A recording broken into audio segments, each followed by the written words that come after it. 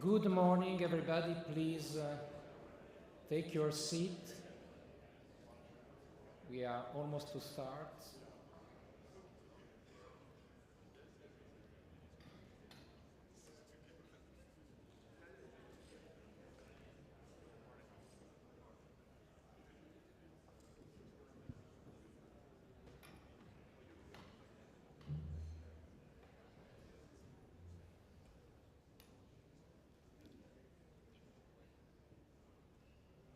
Ladies and gentlemen and colleagues, it's my great pleasure to chair this welcoming session of EUMETSAT 2024 conference, the Earth's Observation Value Chains for Weather, Climate and Hydrosphere, the overarching theme this year.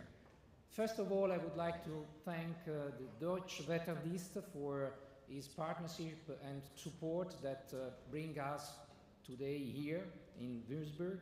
And thanks also our sponsors for their support. We are delighted to be here in Würzburg. It's a city with rich history and a vibrant academic life with around 30,000 students. And you should know that in this university, most of you know that in 1895 the physicist Wilhelm Röntgen discovered the X-ray, and which connects very well with our conference as we deal with most of the remaining part of the electromagnetic spectrum. Although we are missing Phil for this welcoming, he will be here for most of the week. And he apologized for the fact that he had to change the schedule today and is not able to be with us in the welcoming session, but he recorded a message that probably now will roll. I hope so. Good morning, everyone. I'm sorry I'm not able to be with you in person this morning to open the conference, but I will be joining you later in the day. It's an incredibly exciting time to be working in our field at the moment. With new observing technologies coming on board and the launch of the next generation EUMETSAT satellites, with the development of AI and machine learning applications, the opportunities and possibilities are immense. But it's important to remind ourselves why we're here. We're here to support better forecasts and warning to help mitigate the impacts of severe weather events and climate change. If you want to look for evidence of that, if you look in 2023, of the 10 most catastrophic and impactful events globally, 9 of them were weather and climate related. And the cost globally of weather and climate related events last year was over 300 billion. Now, in this talk, I will just update you all on a number of the activities and milestones that EUMETSAT has completed in the last 12 months since the last conference. Now, as you know, the first of our next generation satellites, MTGI-1, was launched nearly 2 years ago. Now, the deployment and commissioning of this satellite has been incredibly challenging due to hardware issues on the FCI instrument. Now, as a consequence of a huge amount of work from the program team, from ESA, from industry, and from the scientists in EUMETSAT, we've actually found a way to get the satellite into operations. And firstly, I would just like to commend and thank everyone for their hard work and ingenuity. Now, the root of this solution lies in a system called MICMIX, which allows independent calibration to be applied to the FCI and for it to become operational. Now, in fact, we're now hoping that the satellite will become fully operational before the end of the year, and we're already disseminating pre-operational data to users.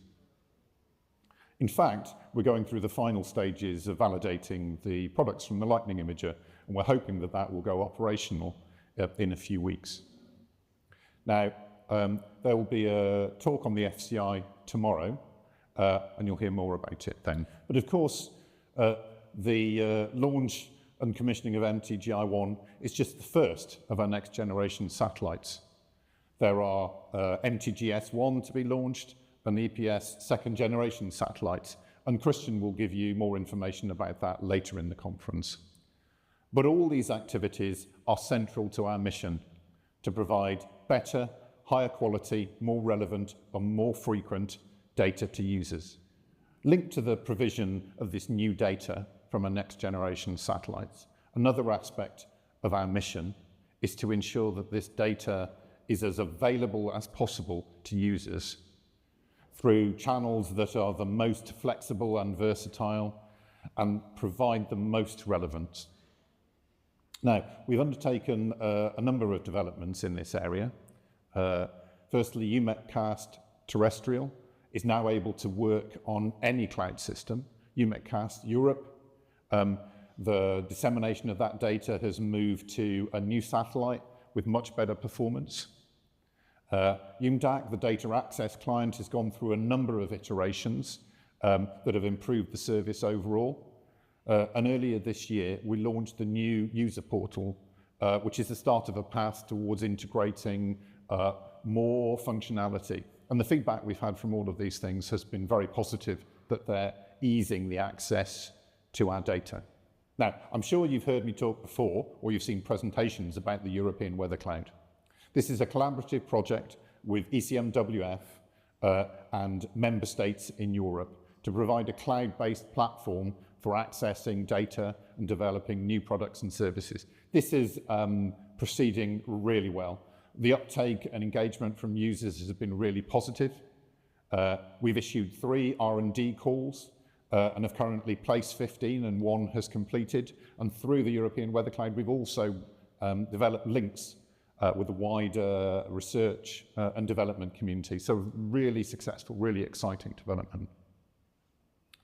Now, I mentioned at the start that we're about to undertake the launch of all our next generation satellites. So coming up soon is the launch of MTGS-1, EPSSG-A1, Sentinel-6B, and Sentinel-4 and 5. MTGS-1 carries the infrared sounder, and we're very excited about the impact that this will have on the issuance of forecasts and warnings. Sentinel-6B, when fully operational, will become the reference mission for altimetry. It's a really exciting time going forward. These days, a speech isn't complete without some mention of AI and machine learning. Now, we're working with ECMWF and our member states to consolidate our response to the development of AI and machine learning, which is largely about ensuring that our data sets are available and fit for the training of AI and machine learning applications. Again, the purpose of this is to support our community in meeting our collective challenge. Looking forward, we're developing exciting new programs, EPS Sterna and EPS Aeolus. We've taken EPS Sterna to our member states for approval, and we're hoping that that process will complete in summer next year. In terms of EPS Aeolus, we're in discussions with ESA about the program timescales for this exciting initiative.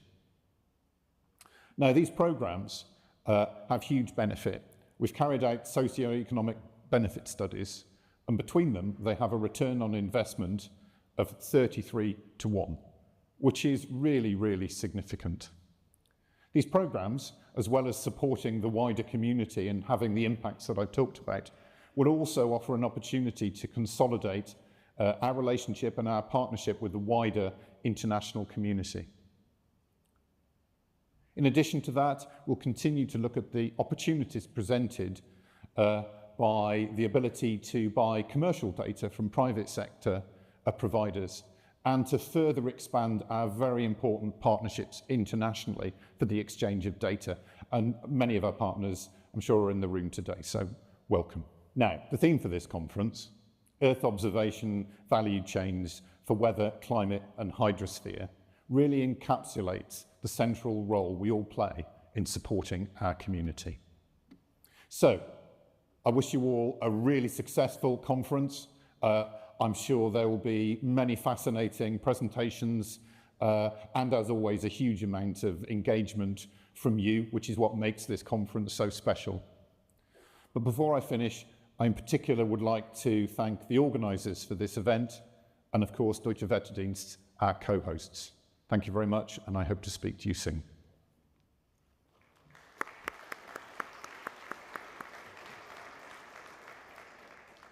Thanks, Phil. As I said, it will be with us most of the week, so there will be occasion to discuss with him. So it's my great pleasure to invite Dr. Sarah Jones, President of the Deutsche Wetterdienst, for her welcome speech.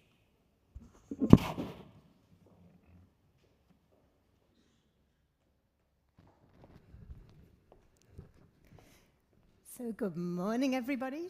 That was a good check on the microphone. It is a real pleasure for me to be here today and to welcome you to Würzburg to the EUMETSAT conference on behalf of the Deutsche Wetterdienst. It was great to hear those words from Phil, and I'm looking forward to seeing him personally at lunchtime. It's really good to have our international partners here from NOAA NESDIS, from the WMO, from CMA, JMA, KMA, and IMD, as well as a really strong representation from partner weather services from the research community. So welcome to Würzburg. I just want to reflect a little on how the work of DWD is linked to the conference theme, Earth Observation Value Chains for Weather, Climate and Hydrosphere. And how do we, as national weather services, so Deutsche Wetterdienst and other national meteorological and hydrological services, work with EUMETSAT along the value chain? So we start by thinking of observations, obviously, and the essential role of satellite observations in our work is absolutely unquestioned. And what we can provide, which is also very important, is the synergy between satellite observations and ground-based observations. And we can also help to facilitate the national and the European collaboration, as well as benefiting from EUMETSAT's role worldwide as linked to other satellite data providers, so that we as national weather services have access to global data sets. But it's also very important to be able to work to bring the satellite observations into the tools and the models that we need for our daily work, and we need to provide warnings, guidance, information on climate change through nowcasting, through NWP, through reanalysis, to bring the satellite observations into all of our process, all of our work. And one aspect that's really important for this are the fellowships provided by EUMETSAT and the work of the satellite application facilities. EUMETSAT also provides incredibly valuable information for research communities, and I'd like to highlight our national partnership, the Hans Ertl Center for Weather and Research and Climate Monitoring, and we have a number of groups who are working closely on utilizing the future satellite platforms that Phil just referred to earlier, and we're very excited about that. And also in a German-Italian collaboration called IDEA, Science for Services, we're also promoting strongly the use of satellite data in the research project. So altogether, this enables us as NMHSs to fulfill our national responsibilities to protect life, property, and infrastructure. This conference is going to spend some time thinking about shaping the space-based observing system in the future. And if we look at the summer we've had a change between very cool periods and extreme heat, and then followed by the severe flooding that's just been experienced in Eastern Europe and here in Germany. And it just shows that we're in very challenging times, and having information that is useful, usable, and used by us as national weather services is essential, so that we can provide what's needed to decision makers, to citizens, and to do this, through the work of EUMETSAT, we're able to access the opportunities from rapidly evolving new technologies, and also to, as Phil also referred to use new techniques, new opportunities through artificial intelligence, working together with EUMETSAT and with ECMWF. And it's very important to have a close collaboration between the national weather services and other national organizations and EUMETSAT to really ensure that the requirements in the future are what we need for our work. And this, I'm happy to say, works very well, and we're working on new ways to look at the future planning. It's sometimes quite hard to think as far ahead as you need to think in planning satellite systems, and this means that we have to put a lot of effort into keeping our systems ready for the new advances. So in this conference, what is really important is that you are here in this meeting and that you are bringing your ideas, bringing your knowledge, informing each other about scientific research, informing us about what possibilities there are for the future, and thus advancing our collective weather and climate enterprise. And I think you have a nice environment to do so as well. You have a very nice city to carry on your discussions outside of the formal conference center, and DWD is very happy to also invite you to a conference dinner on Wednesday, which will be in a rather traditional German setting outside of the conference center.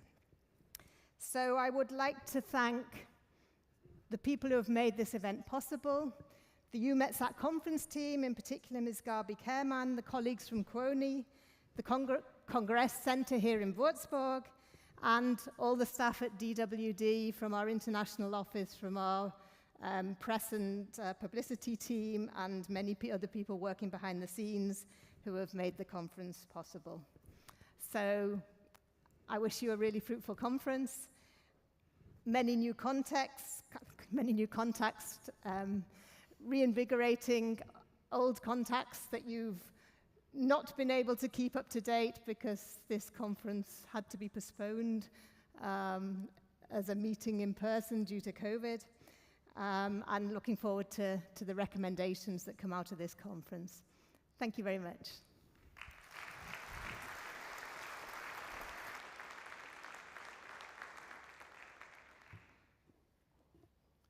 Thank you so much, Sarah, for these inspiring words, and we hope really to be very fruitful as the discussion, as you mentioned.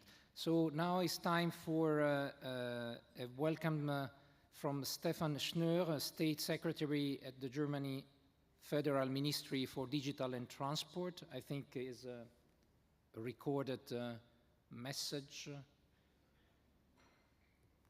Great pleasure for me to welcome you to the 2024 EUMETSAT Meteorological Satellite Conference. Each and every view of Earth from space gives us a deeper understanding of our planet's complex and interwoven system. This year, we can look back with pride on the successful launch of the Arctic Weather Satellite, which lays the groundwork for the next generation of weather satellites. The Arctic Weather Satellite embodies leading-edge technology made in Europe and is a remarkable testimony to European cooperation. It shows us the Arctic in unprecedented detail. This polar region is severely affected by climate change and significantly impacts our weather also here in Europe. Given these exciting developments, this year's focus on value creation is an excellent choice. How can we not only collect the immense volumes of data from the satellite mission, but also process and integrate them to deliver practical and socially valuable insights? Artificial intelligence has the potential to significantly enhance our ability to analyze big data of this kind. AI helps us identify patterns and refine forecasts, and as a result, it can pave the way for business models and for new applications. Ladies and gentlemen, it is imperative that we build on potential like this.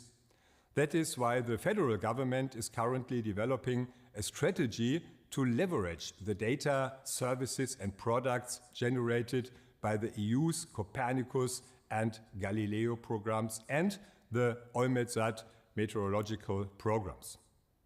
Based on a comprehensive user survey, we identify potential and obstacles to increased use, and we develop measures that take the actual needs of users into account. The strategy focuses the German federal government's already strong commitment to promote the national use context and build on it. In the user survey, networking and communication were mentioned again and again as important aspects. Conferences like today's make an invaluable contribution to this. I would therefore like to thank in particular Dr. Phil Evans, Professor Sarah Jones, and the colleagues from EUMETSAT and from the DWD for planning and organizing this conference. I would like to thank also all participants and experts who have come together here and continue to drive the debates and exchange of views. I wish you every success for the conference in Würzburg. Thank you very much and all the best.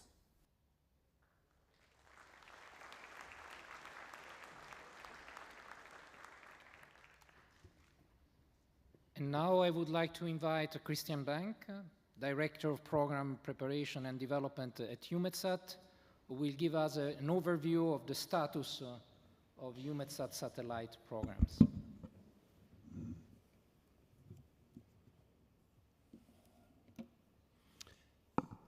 Very good morning, everybody. Hello, and thank you, Mr. Chairman. So I would like, as said, to give you not only an overview of where we stand with our current programs and development, but maybe also give you an outlook. What it means that now we are approaching the end of the development phase of these large programs, MTG and EPSSG, and maybe give you an outlook what it means for us as EUMETSAT, how we basically have to work towards new programs. So, the famous launch congestion chart I show at every presentation here, updated. You see that we've just recognized the launch of AWS. So again, from my side, congratulations. I've seen Graham Mason and other ESA colleagues here in the room. So I think there will be presentations and maybe even first light data from these instruments here at this conference. So look into the program and watch out for the presentation of AWS. We support AWS as a precursor to our Sterna constellation with an assessment of the data, but also with dissemination of the data. And then, of course, the larger next launch from the MTG program, S1, now planned for mid-25.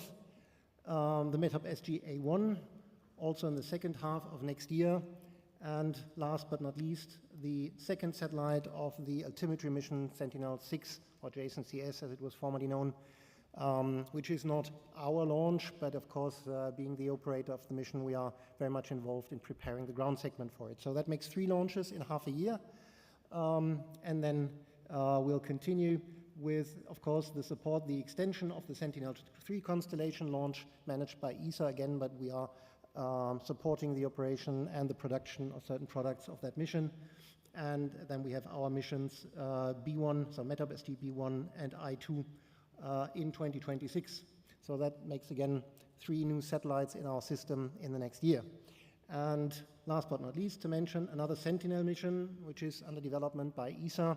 And here again, we're preparing for our role as operators of the mission, so on the operational ground segment.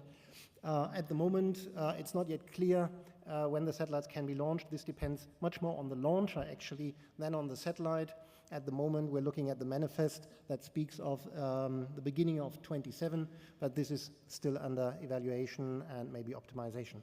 So this makes a lot of satellites entering our system, and I will come to that, what that means for us as an organization later on in my presentation. For MTG, I will not talk too much about the I1 mission. As we heard, we are about to get operational. We are pre-operational. There was a malfunction on the FCI calibration mechanism, and I know there is a presentation later this afternoon about the investigation into this malfunction. So don't miss that. I think James Champion will present the analysis of that. He's right here in the room, so don't miss that. It's this afternoon. Very interesting presentation, and also the consequences that come out of it. Basically, it means that we will no longer use the nominal calibration mechanism on the FCI, but EUMETSAT, together with other colleagues, has developed an alternative way to ensure calibration, especially of the infrared channels, and that is using EASI instrument data. EASI is an instrument flying on METOP B and METOP C in low Earth orbit, and we can now automatically ingest EASI data as calibration files into the processing chain of level 0 and level 1 in MTG, and that allows us now to proceed with being pre-operational and very soon, we hope, operational dissemination of the data. We still need to implement some changes on the FDIRs, on the failure detection software on board the satellite, in order not to inadvertently activate that mechanism again, and also adapt the flight procedures. But that is something that will come early next year, and that will not prevent us from becoming operational. And luckily, the Lightning imager and its data processing chain is stable and working fine. And so that is also part then of the pre-operational and later operational data dissemination. Alexander Schmidt, the program manager, will explain in his presentation this afternoon in detail the timeline that will be taken to become operational until the end of this year. So don't miss that this afternoon in the MTG session. S1 as the next satellite, coming up for launch, as I mentioned, mid next year. The target date is now July 25, and we started with all the necessary system integration and validation activities to allow then the operation of I1 and S1 in parallel. That is mission control and, of course, data processing. And the expansion that is necessary for I2, the third MTG satellite in that group, has also already been initiated. So we are full on track with that system expansion. For the ground processing, of course, we emphasize for S1 now the stable processing of level 0 and level 1 for the IRS, the infrared sounder, as, let's say, the most relevant for us in EUMETSAT. And the control center also supporting the mission is already in place and ready to receive the S1 satellite. For the second instrument on board S1, the UVN or Sentinel-4 instrument, Phil mentioned that instrument, we will put in place an interim processing chain specially dedicated to the commissioning. That is a very complex instrument with very complex procedures and processing requirements that will take into account the latest test results and the latest characterization measurements of the instrument. And we'll also finalize the operational concept of that instrument in the months to come. And we expect that the overall commissioning and confirmation of the flight procedures may easily take up to 18 months. So we should not underestimate that complexity of that particular instrument. For the launcher, I want to mention that because some of you may have followed the press. For the launcher, we had a very intensive assessment of all the options in the next year to launch not only S1, but also the other satellites that need to be launched, as I mentioned, A1, B1, I2. And we looked at all the technical, the financial, the organizational schedule aspect, etc. Looked at the possible options, Ariane 64, Ariane 62, Falcon 9.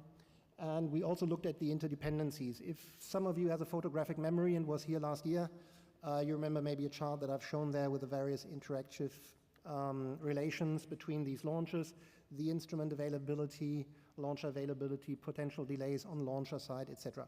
So going through that, and was quite a complex assessment, we've come to the point that we said in this particular case, for this particular satellite, I'm only talking about MTG S1, we have recommended as EUMETSAT the Falcon 9 as the most suitable launcher that then allows also for the upcoming satellites to relax a bit the schedule and the organizational preparations around it. And that was confirmed by the EUMETSAT Council in July. So we launch on the Falcon 9, the S1 satellite, in July next year. That means that has consequences. I mean, it would have had consequences no matter whether we go Ariane or Falcon 9. Now for Falcon 9, it has a consequence launching from Florida and not from Kourou. It's a different launch site with a different inclination. That means we will go with that satellite in a super geostationary synchronous GTO, and that requires a different set of maneuvers, a different set of ground stations, a different sequence of events. We need to take into account the different power, thermal, and radiation conditions in that orbit and along the LEOP. So this is now in the making. Once we had confirmation of that launcher, we are now working with the LEOP service provider to put everything in place.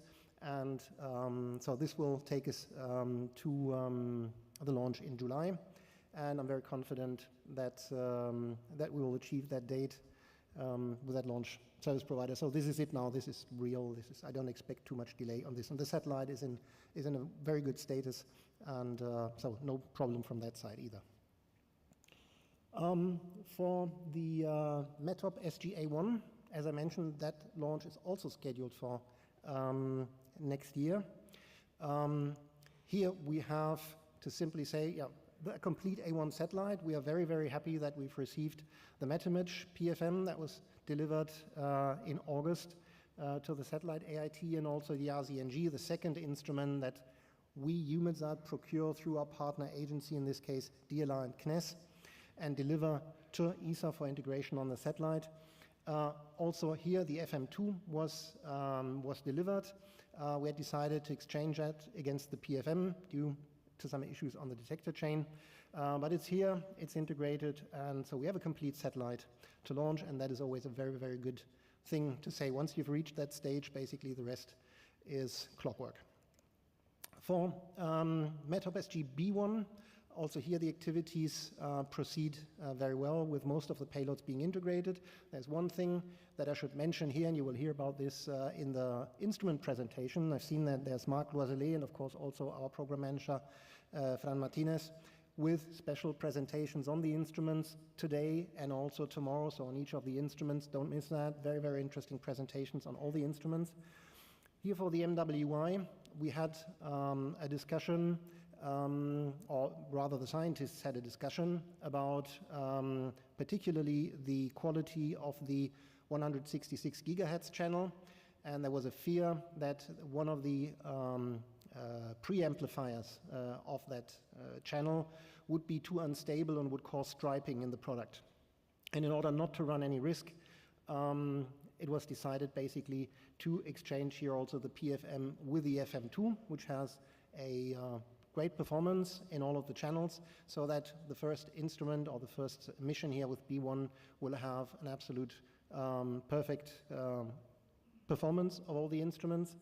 And I'm very grateful, especially here, also to mention that to Graham Mason, who was instrumental in that discussion, that we could come to this solution, and that ESA made it possible to make the FM2 available in time for this exchange. I think this is another good example how we can solve, even at short notice, such critical points. For the ground segment, the operational data processing that was always gave us always a bit of a headache in the past years, is now substantiating. We have the version that is ready for launch with some of the PGFs of the product generation functions integrated. Our concern is that it may not be fully ready by the time of launch. So the system will be ready, but the integration tests will not be concluded. And this is why we decided to put up a parallel processing chain, especially for the commissioning, for basic instrument commissioning functions in place, so that we will definitely don't lose any time once the satellite is launched. And you know, it has a very short LEOP phase as a LEO satellite, just a couple of days, so that we can start commissioning very quickly. And the local mission software development is on track, so for all of you who want to work with the local mission software, you can be sure that you will have your software package in time by the time of launch. For the launcher, as I mentioned, after the discussion around S1, We had a similar assessment also for A1, and at the moment we've been provided in the manifest of Ariane 6 with a launch slot in the second half year of 25, whereas B1 is placed at the moment in mid-26. That is half a year delay with respect to 2023, but from all we can see it's stabilizing, so we are very confident that this will be possible, and we are still working on some optimization of particularly the A1 launch slot with Arianespace to take into account really an optimum sequence of launches in the second half of 25. So these were the two, let's say, big EUMETSAT mandatory programs. Let me just mention for completeness another very, very important mission where we are heavily involved in the preparation of our role as operators. This CO2 mission, CO2M, is a Sentinel mission, so by the European Commission and under development by ESA. It has minimum 2 satellites, maybe 3, that is not yet decided. There are 3 instruments on board the satellites, a CO2 and NO2 push-broom grating spectrometer, a multi-angle polarimeter, and a cloud imager, and that will provide then and support the global stock taking in 2028. The orbit is solar synchronous with an 11 days repeat cycle, this will, classic SSO.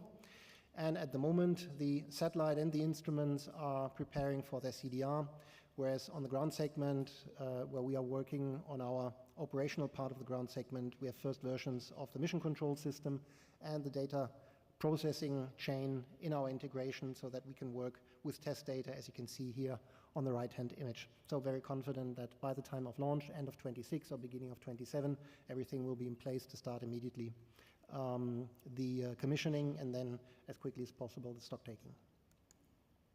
So I've just gave you a bit of insight into the many preparations that we are doing for various missions, and that is of course a bit challenging. We are an organization that up to now was used to launching satellite by satellite by satellite and preparing well for each satellite mission, for the expansion of the ground segment, to make sure we can update the software. We would freeze the ground segment configuration for a period of time to ensure that we don't have problems and we can fix problems in time. Now, having all these launches coming up, I just wanted to give you an impression that now we do not only have to optimize per program and per launch, we have to optimize for the ensemble of the operations and the preparation across the organization. And this is a very big challenge, especially to our colleagues in the operational department, who need basically to introduce all these new missions in the operational system. And you see here the vertical lines are the main events around a launch, and freeze events or configuration baseline freezes, and the horizontal bars are then periods where we have integration events, testing sequences, etc. And just if you look at all these events here, this is just the next 2 years. Basically, there is so much going on that this is one of the things, one of the challenges we're currently facing, to make sure that we don't have a conflict of resources, we don't have a conflict of facilities. We have a limited number of testing and integration facilities. We cannot just multiply them by the number of satellites and launches. We need to work with our IT environment in the most efficient way. And that is one of the things where, we have one of the challenges at the moment going on for the next 2 years. Having said that, once we are through that period, let me just mention that, of course, we are also looking at the way how we implement programs. In the past, we had MTG and EPSSG as the 2 flagship programs, and both programs were pretty independent of each other. So they could decide on the way how they would set up the program organization, how they would procure the ground software, how they would implement their testing, their integration and testing program, etc. And that was okay as long as we had only 2 programs. But now with the Sentinel missions in it and other smaller missions, that is of course not the optimum approach to implementing programs internally. So we face that MTG and EPSSG development phase is coming to an end in the next 2 years. We know that M4G will not start with its very early assessment before 2028, and EPS third generation will not start before 2034. So we have a bit of a gap with the 2 big programs, but we will pursue, as I mentioned, a lot of smaller programs. So Sterna and Aeolus, I'm sorry now for Remy and Alessio are sitting here, maybe not very happy that I call that smaller programs, but sorry for that. It's just comparing, number of satellites and budget, and doesn't mean anything about the scientific value, of course. We have the altimetry program and various Sentinel missions, so they require a different way of implementation. We need to become more efficient in our implementation. That means we need to reuse more of our in-house solutions. We have by now accumulated quite a complex ground system that we operate and that the colleagues from Ops are operating, that our colleagues from the technical department are maintaining. And we can reuse more and more of these functions for new programs. And especially the smaller programs can benefit from a reuse here. We have different satellite sizes, flight opportunities, so different satellite sizes means different number of instruments. We are looking at different flight opportunities as well, and also a new development of instruments, new technologies coming up there. And we are looking regularly with our colleagues from the technology department in the integrated and virtualized IT environment, and how to implement that directly between our suppliers and us. And I'll come to that in one of the next slides, what that actually means for our way of integrating the ground segment. So we are setting up, that is the conclusion of that, we've decided to set up a team of program-independent subject matter experts to look at the opportunities over the next years and how to become more efficient in our program implementation, how to maintain the good practices we have from the past program, and there are a lot of good practices, and maybe how to catch up with foreseeable IT technology trends, new space, small launches, and the upcoming commercial data, if there is any that is credible and really useful for our community. We have to look at that, and by this, basically create also more opportunities beyond the big programs.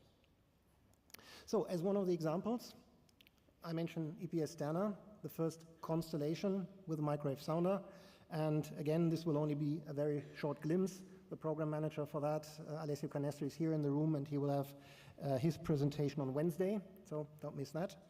AWS, as we mentioned, is flying since July. Look out for the first data here at this conference. Our program proposal for the Sterna constellation was submitted to member states. It's now in the approval loop. We have very positive feedback by the member states, and we expect that the last positive votes will be submitted by mid of 25, which would allow us then to start the full CD phase mid of 25. However, well, not however, at the moment we are trying to conclude phase B, preparing for PDR until the end of 24. And of course, with a target date of launch in 2029, we have a very tight schedule from program approval mid-25 to launch early 29. And that means we already need now to prepare for this very tight schedule, and that means a number of measures to be taken already now before we have the program approval. We need to identify the long lead items and maybe also the main ground station procurements that we need to initiate and prepare for it in order not to lose time after program approval. We need to look at fast recruitment of core staff functions. We need to be part of the program team. We will, as I mentioned before, reuse quite a number of elements here for this program, not only the AWS processor, which comes from the ESA AWS program, but we're also reusing, for example, the CO2M processing orchestrator, which is provided by our technical department, and also some core MCS functions. The ground segment will be set up in a fully virtualized environment, so no longer on bespoke hardware and on bare metal. We'll have an integrated ground segment and system IV&V approach, so no longer a separate ground system IV&V, and then this is handed over to system IV&V, etc. We don't want to lose that time. We integrate that in one go in the IVNV. And probably the biggest problem and biggest difficulty is to reduce management layers, not only within our organization, but then of course also between us and ESA.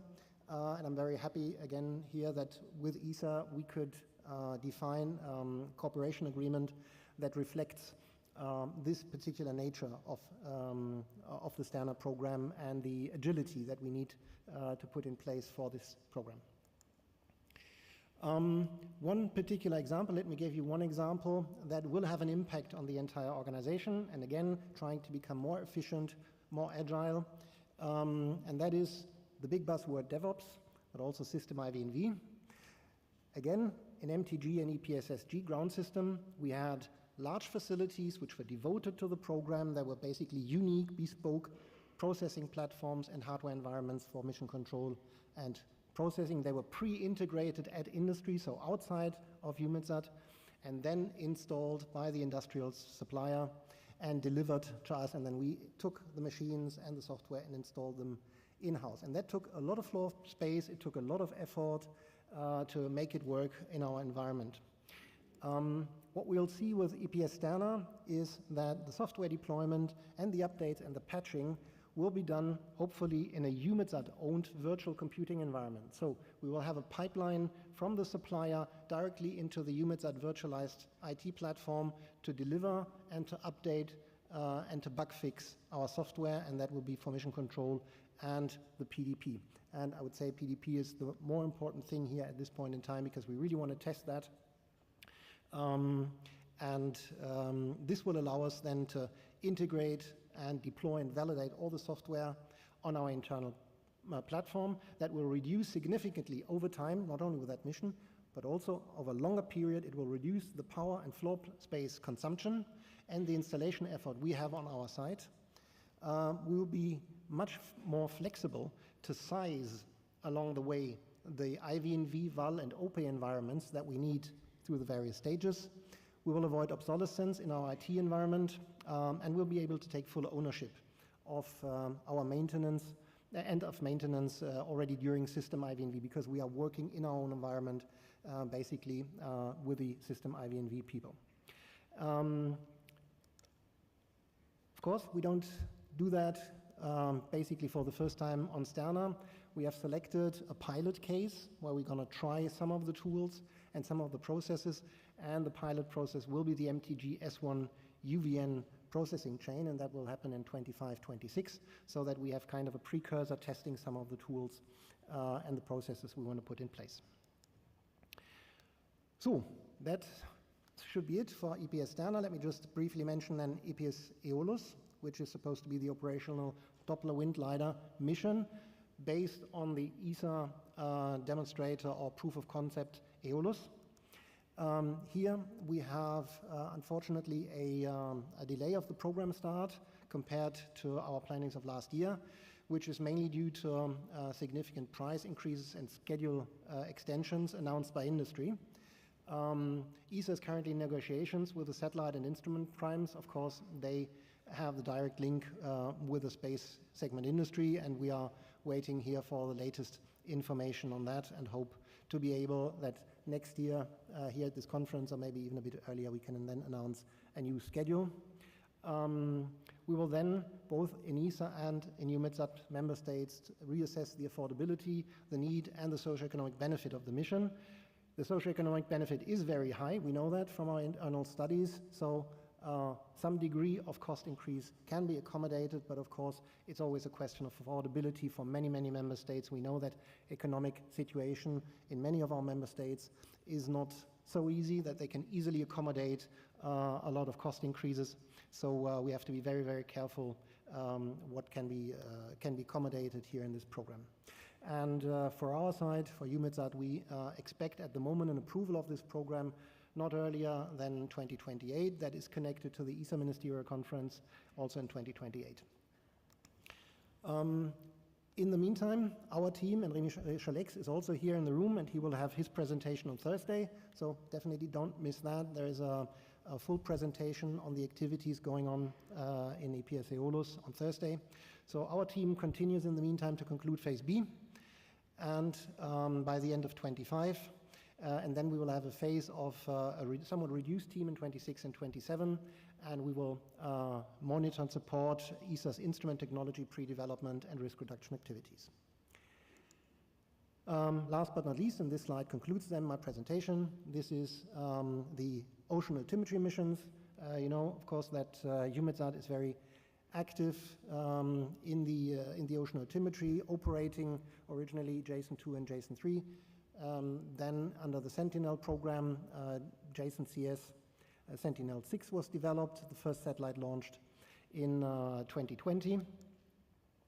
And building on that heritage and also launching, of course, 6B now next year in November, there is a EUMETSAT altimetry program in preparation to support the continuity of the altimetry services.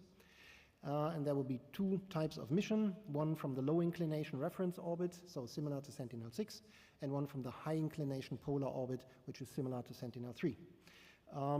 At the moment, Sentinel-6C is in an RFQ with industry.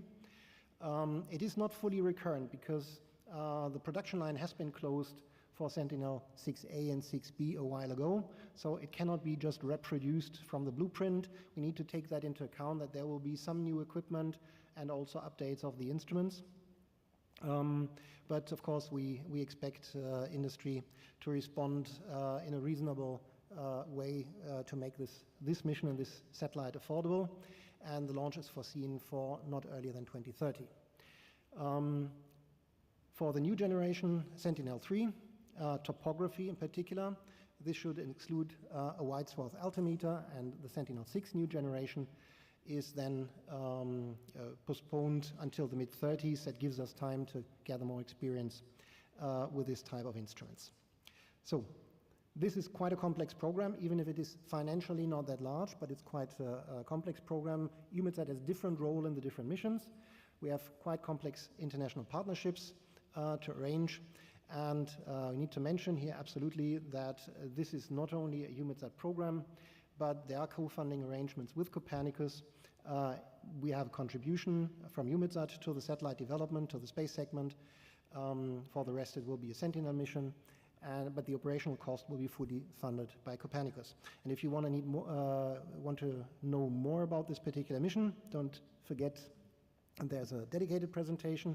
Julia Figa, the program manager for this program, will have her presentation on Tuesday, tomorrow. So don't miss that for the altimetry program.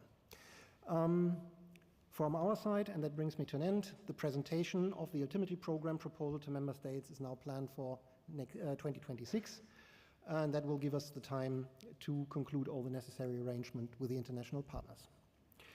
So I hope I could give you a bit of an insight into what we are currently doing in terms of ongoing programs in development that come to a launch, those programs that are in full swing for development, and those that look into the future and will basically produce our next generation, and a bit of the challenges that are associated to that. If you have any questions, please talk to the program managers, which are here in the room. I pointed out their presentation, or come to me throughout this week.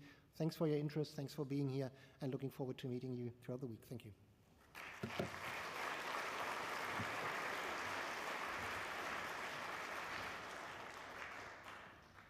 Thanks a lot, Christian, for this very detailed presentation that gives a bit the flavor of the complexity behind the satellite world.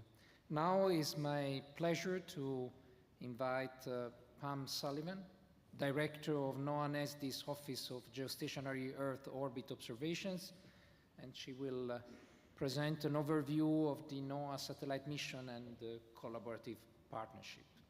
Please, Pam.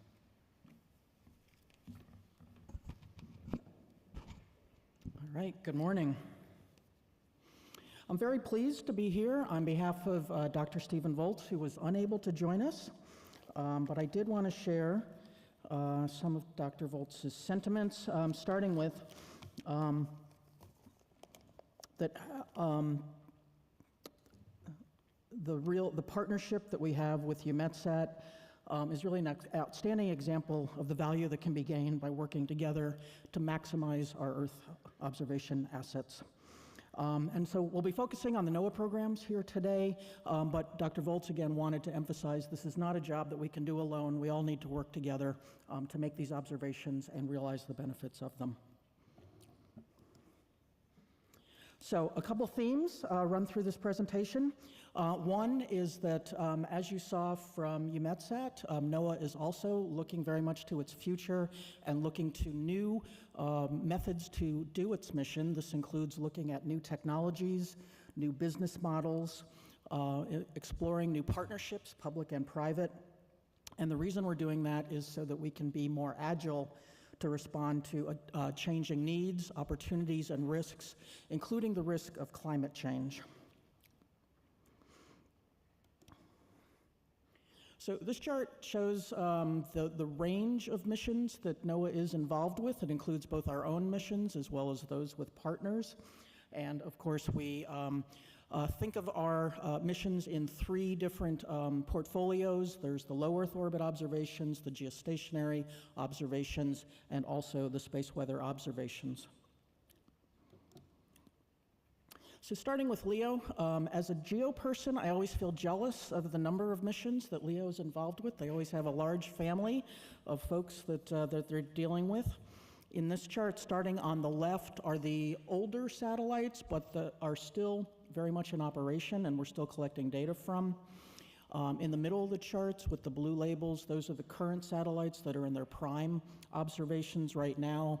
Those are, again, missions that NOAA does itself, as well as a range of partnership missions that we have with our partners in Europe and Japan in particular.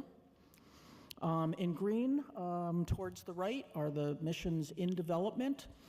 These are largely continuity missions for the current operational system.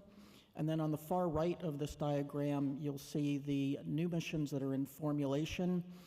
The new missions in particular for LEO are in the NEON family. That's our new acronym for our LEO systems. And I would say a lot of the agility and innovation that NOAA is pursuing is actually happening in the LEO portfolio. In particular, we are looking at disaggregated architectures here, ones that fly one or a small number of instruments at once. And again, that is to allow us to be more agile.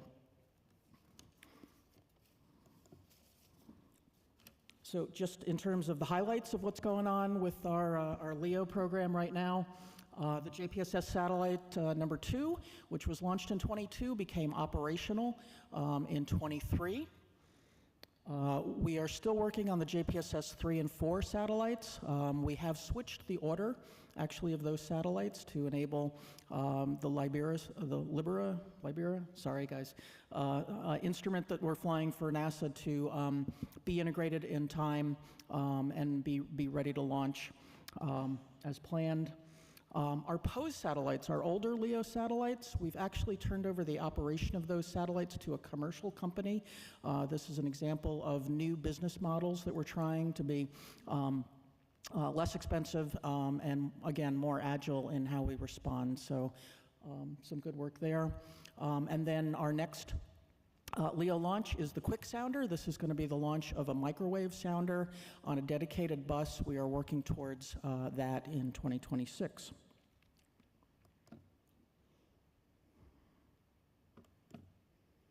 So moving on to GEO, our next generation system is GeoXO, as we've described at this conference before. In GEO, this is one area where we're looking at new technologies, new observational capabilities that we plan to bring online. In addition to the continuity observations of the imager and the lightning mapper, with GeoXO, we also plan to add ocean color observations. And we're adding a third satellite to the constellation, one that'll fly in the middle of the country, where the sounder and atmospheric composition instrument will be hosted.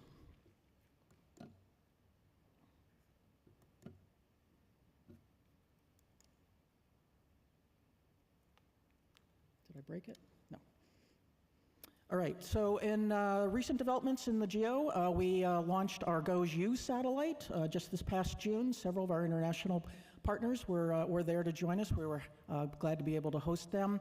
This was on a Falcon Heavy, the first time we've launched our missions on a Falcon Heavy. That gave quite a show, including the booster rockets that returned to the Cape. GOES-U reached geostationary orbit in July. It was renamed GOES-19. We are currently in the post-launch commissioning for GOES-19. We are planning to make that satellite operational as our GOES-East satellite next year. So on GeoXO, a lot of progress there. We've now actually announced the selection of all 5 of the instrument developers as well as the spacecraft team. And now that we have all the industry partners in place, we are moving towards our mission definition review upcoming in December, and then our key decision point B in early of next year. So our last portfolio, the space weather observations. This is another area where we are looking at a range of different capabilities to meet this mission. Our Space Weather Observations Office plans to both continue and establish new observations at multiple orbit locations, including at the Lagrange point 1, at the L5 point, also in geostationary and low Earth orbit. And you can see some of the data on here. So some of the space weather mission is currently accomplished by the GOES satellites. The Space Weather Office plans to have its own geostationary satellites in the future, and they're currently very actively working on SWIFO, the Space Weather Follow-On, which is a mission targeted next year for launch that'll go to L1. That is a picture here of the SWIFO satellite out at BAE. It is currently in its final environmental testing. It will be launching next year. It is a ride share, so the date is somewhat contingent on its partner payload, but still on track for a launch next year. And then SWO Next, which is the missions that will follow SWIFO.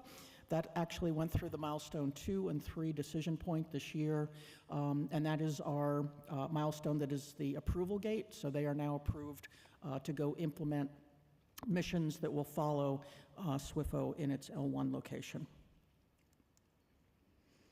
And just to put this all on a timeline, again, our very near-term launches are the SWIFO next year, the Quick Sounder the year after that, and then you'll see towards the end of the decade and into the early 2030s is when NOAA plans to launch its next generation of LEO, of space weather, and of geosatellites. So those will all be coming online towards the early 2030s.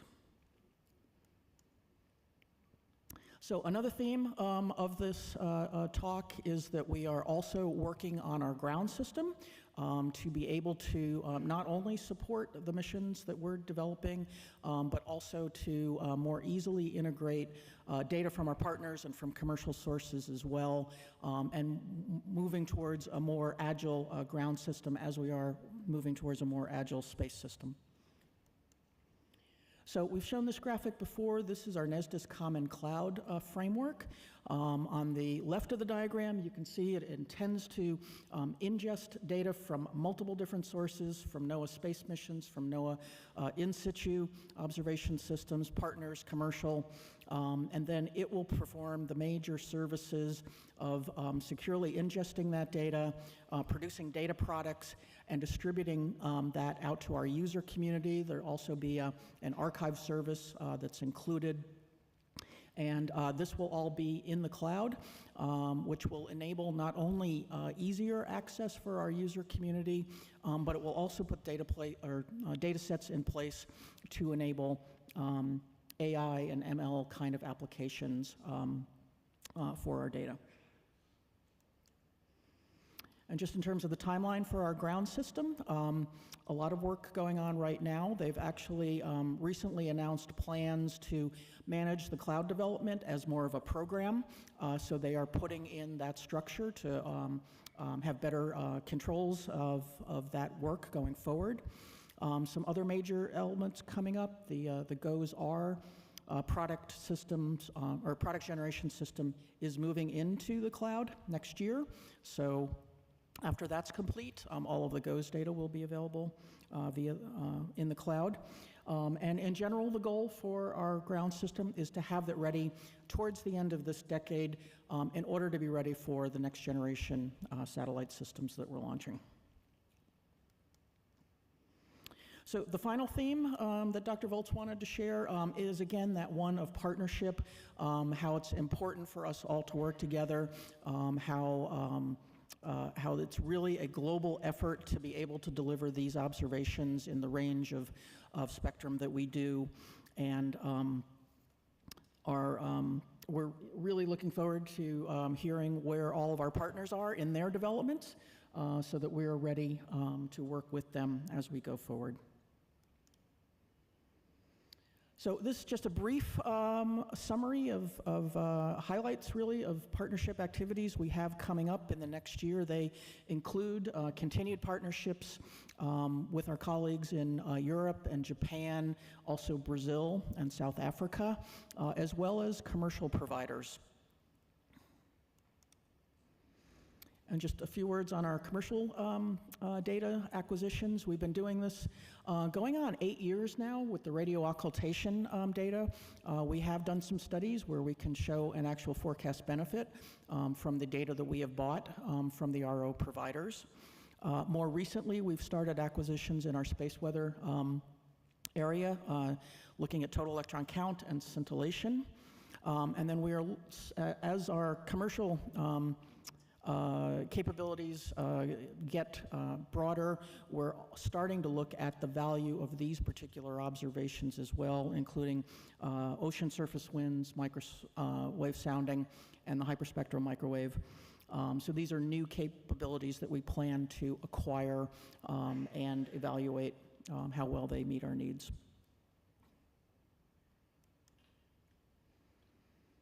So this, obviously a picture of our sun from last March.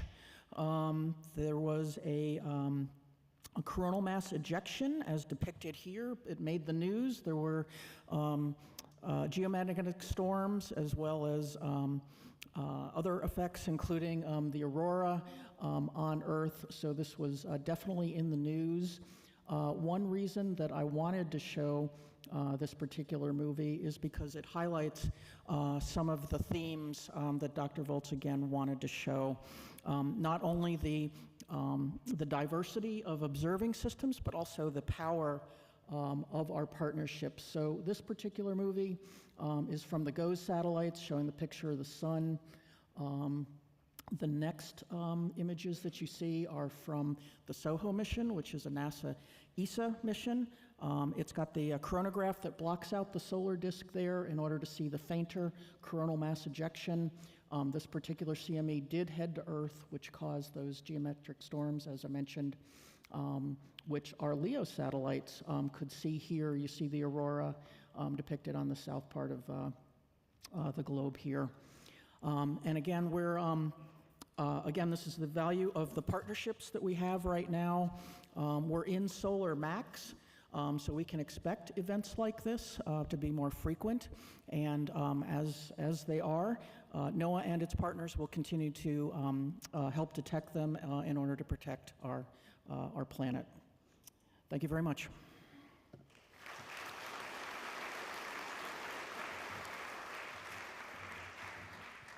Thanks a lot, Pam, and thanks for highlighting the importance, relevance of collaboration in this across the world. So, in this sense, it's my pleasure to invite Cornelia Radix, Director of a Regional Office for Europe at the World Meteorological Organization, and Cornelia will talk about WMO flagship initiatives. Please. Good morning, colleagues, dear Chair, dear ladies and gentlemen. It is my great pleasure to be here together with you today and deliver a presentation on behalf of the Professor Saulo, the Secretary General of the WMO. So I would like to summarize for you the most important initiatives of WMO shortly. Many topics will be repeated today. That's why it's not good to be last speaker in a session, and also because the cafe is approaching. But yeah, so these are important, and I will try to highlight them. if it works. Okay, so first of all, a short introduction for those who doesn't know really what WMO does. I would like to just reflect on that. What does the WMO community do? WMO is a specialized agency for the UN for weather, climate, and water issues, composed of 193 members at the moment. And we aim to support the resilience and the sustainable development of all nations, but of course especially support those who are most vulnerable in face of weather, water, and climate-related events.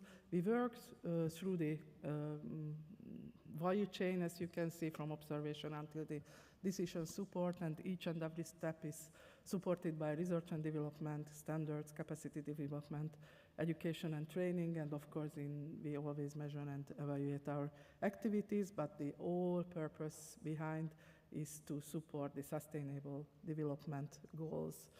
WMO also provides framework for international cooperation, advancing climatological, meteorological, and hydrological services.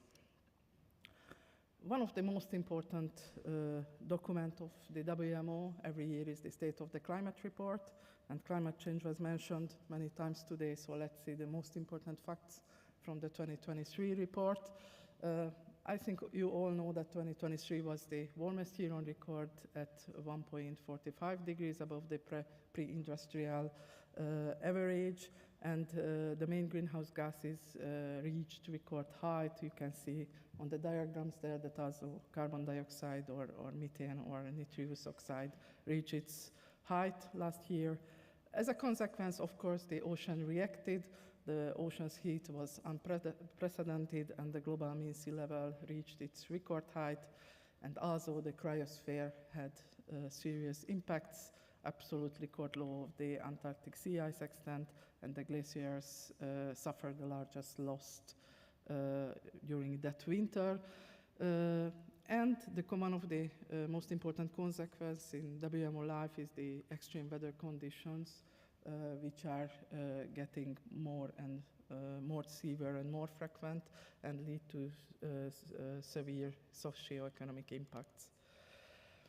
I would like to just briefly highlight the European State of Climate report. We have a special report for Europe too. This year it was first time the joint report of the Copernicus Climate Change Services and the WMO, and we used the domain of the WMO Region 6 Europe, which means not only Europe is covered, but also the South Caucasus and some of the Middle East countries. And you can see the most important highlights. So Europe has been warming twice as fast as the global average, and of course, the frequency and severity of extreme events are increasing in these regions too. That's the fact, because WMO had to react, and not WMO, but the whole UN in the early warning for all initiatives, because 3.3 to 3.6 billion people live in the context at the moment that are highly vulnerable to climate change. The climate change is accelerating, no doubt. Disasters are set to increase by 40% before 2030. Extreme events will be more frequent and more intense, and it will cost for us. Countless lives and livelihoods are at risk at the moment. So in face of such a global and complex danger, an international cooperation is really, really essential. What are these early warning systems? Early warning systems have been proven that they are efficient and cost-effective ways to save lives and livelihoods. These are people-centered, end-to-end systems which can trigger well-prepared and tested early actions. And also enable each and every individuals, governments, and communities to reduce the risk of disaster ahead of hazardous events. We talk about weather, hydrological, and also climate events. These are very good systems, but still only half of the world's countries reported having sufficient capacity to alert their citizens about impending hazardous meteorological, hydrological, and climatological conditions. So in 2022, UN Secretary General Antonio Guterres launched the Early Warning for All initiatives, a global initiative through the UN of people-centered early warning system, which will help, of course, countries adapt to climate change and build the resilience. The Early Warning for All has 4 pillars. The first one is the disaster risk knowledge. Everybody has to be aware what is the risk in the region and how in the future it will change with the climate change. The second pillar, I think this is the core of this Early Warning for All initiative. This is the detection, monitoring, analysis, and forecasting of hazardous weather. And then the warning has to be disseminated and communicated, which is covered by the third pillar. And all nations has to be prepared and should have responding capabilities, which is covered by the fourth pillar. And as you can see, different UN agencies are responsible for the different pillars. The first pillar is the lead is the UNDRR, the second the World Meteorological Organization, the third is the ITU, the International Telecommunication Union, and the fourth one is the Red Cross. And we have many, many other agencies and donors who support our work and help our purposes to come true. We are in Europe. I just wanted to highlight that the Early Warning for All is not something special. It's well aligned with the EU disaster resilience goal. So all disaster resilience goals, the anticipate, the prepare, alert, respond, and secure, are covered by one of the Early Warning for All pillars. Here in this slide, you can see some highlights of the most important task of the different pillars, but I would like to just highlight for you the second pillar, where WMO is the leading organization. So our task is to identify and address the gaps of observations, impact-based forecasting, climate hydro outlooks, and also the service delivery. And also we must scale up the data and information sharing infrastructures. So these are big words, and we have to act together. But first of all, as you could see, we have to start with the gap analysis. If we have a short look on the left side of the slide, the state of the global basic observing network at the moment, where you see a bluish colors, everything is okay, and where you see the reddish colors, it means that we have significant gaps there. So significant gaps remain in vital observation, especially in Africa, small island developing states, and the least developed countries. So one potential solution is the enhanced satellite observation, and this observation can support us and is needed for the Early Warning for All initiatives. Just go back a bit again to Europe to see the gaps in Europe. The Early Warning for All rapid assessment, it's an assessment tool where we try to figure out where a country and nation has gaps in the meaning of Early Warning for All initiatives. So many countries in Europe, after this Early Warning for All rapid assessment, we could see that don't have adequate multi-hazard early warning systems. They have big challenges, the big gaps in the observation, data processing, and forecasting system. They have lacks in the formal links between the stakeholders in the dissemination chain, and also they are missing regulatory frameworks. So some of these issues and challenges has to be addressed locally, nationally, but there are mainly for the observation, the data processing, and the forecasting, where we can have some sub-regional or regional or global approach to support these countries. The second flagship initiative I wanted to highlight today is the Global Greenhouse Gas Watch.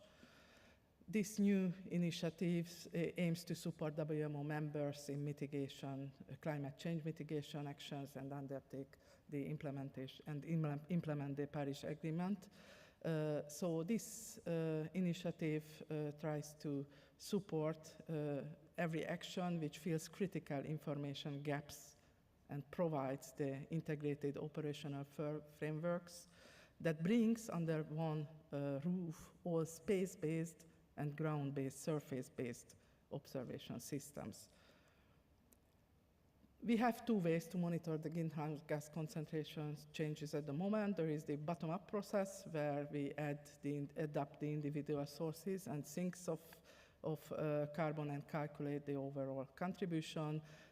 All activities under the IPCC and the Paris Agreement are based on this bottom-up process, which can provide a very accurate estimation of the anthropogenic emission, but does not work well, for example, in the developing countries.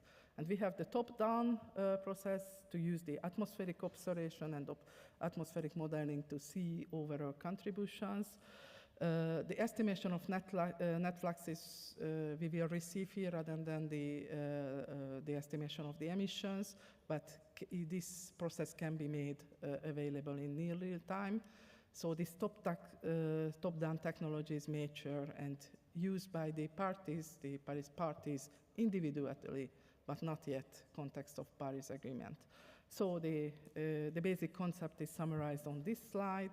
The integrated, internationally coordinated global greenhouse gas monitoring system will provide information for the atmospheric modeling and assimilation, and as a result, we will have real-time monitoring of the greenhouse gases, and we will have better understanding of sources and sinks in the future. And as you can see, the satellite data has a crucial importance also in this initiative. If we're talking about the climate change, we must not forget about the cryosphere. Just one slide, that due to the changing climate, the global cryosphere is changing rapidly. It has global impacts. So the uncertainties must be reduced in the prediction and projection for effective decision-making and action. And this is the place where the satellite data is really, really important. Again, just to mention some of the uncertainties, the mountain snow and glaciers are critical reservoirs of the fresh water, so we have to see clearly that what is the state of these glaciers at the moment and in the future. The Arctic permafrost is melting, as you know, and this is the sleeping giant of the greenhouse gases, and also the melting Greenland and Antarctica ice sheets and glaciers account about 50% of the sea level rise. And artificial and intelligence and machine learning has already been mentioned many times today morning. I would like to reflect on the topic too, not really go into details, but in the last years we saw a really rapid development in artificial intelligence and machine learning. I believe not even the expert, oh sorry. It's just for me the sign, and I was afraid. Sorry.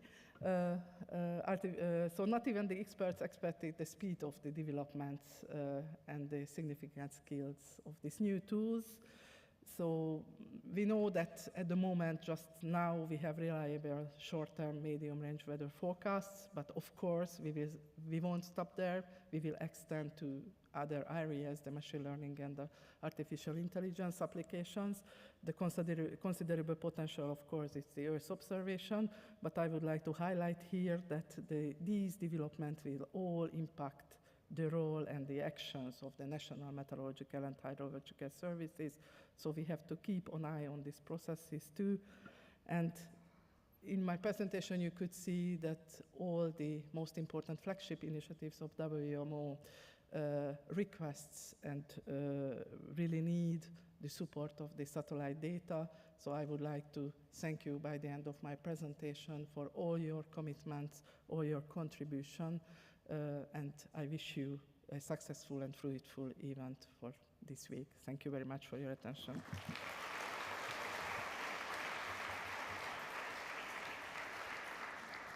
Thank you so much, Cornelia, also to remind us how the data this community is developing from the satellites are so relevant also for many countries, especially the most vulnerable ones. So thanks again.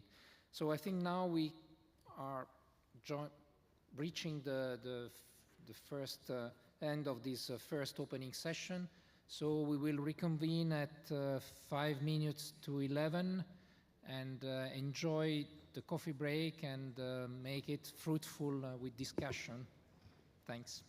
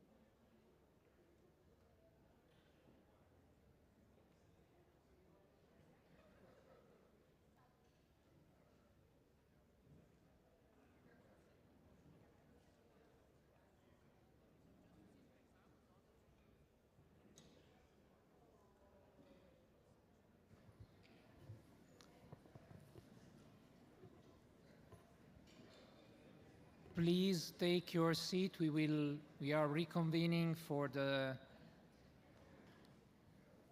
second part of the opening session.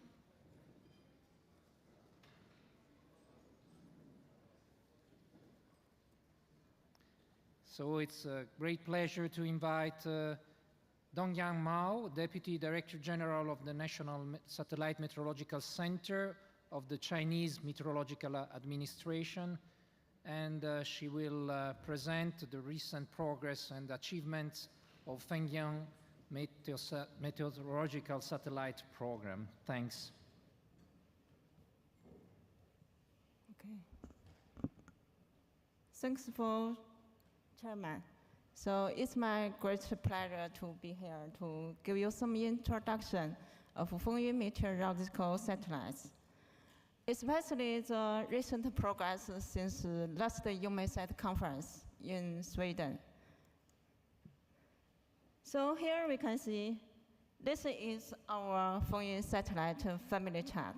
So over the last 50 years of development, Fengyang satellite have formed a constellation with 4 types and 2 generations, the first and the second generation, and has become the global Earth observation network.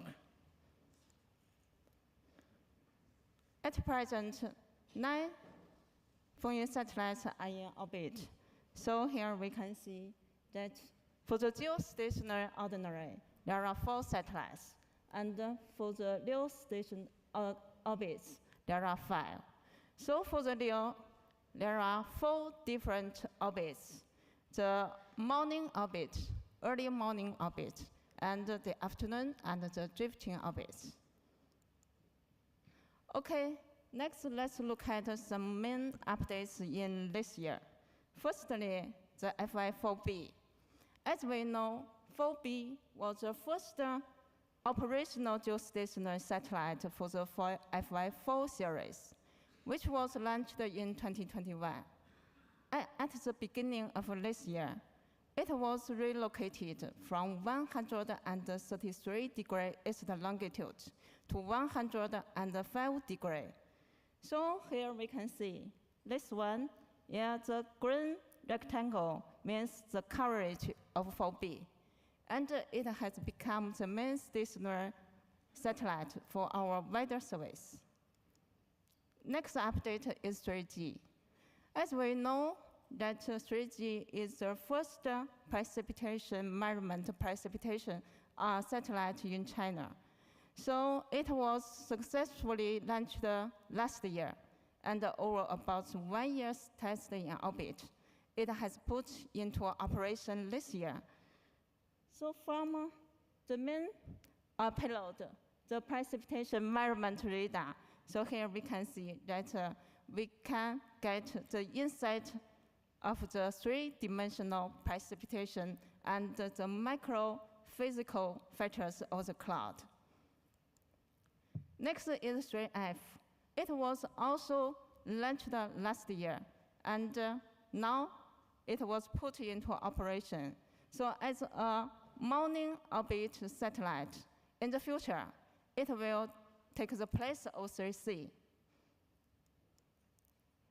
Based on the satellite data, we have formed a series of products.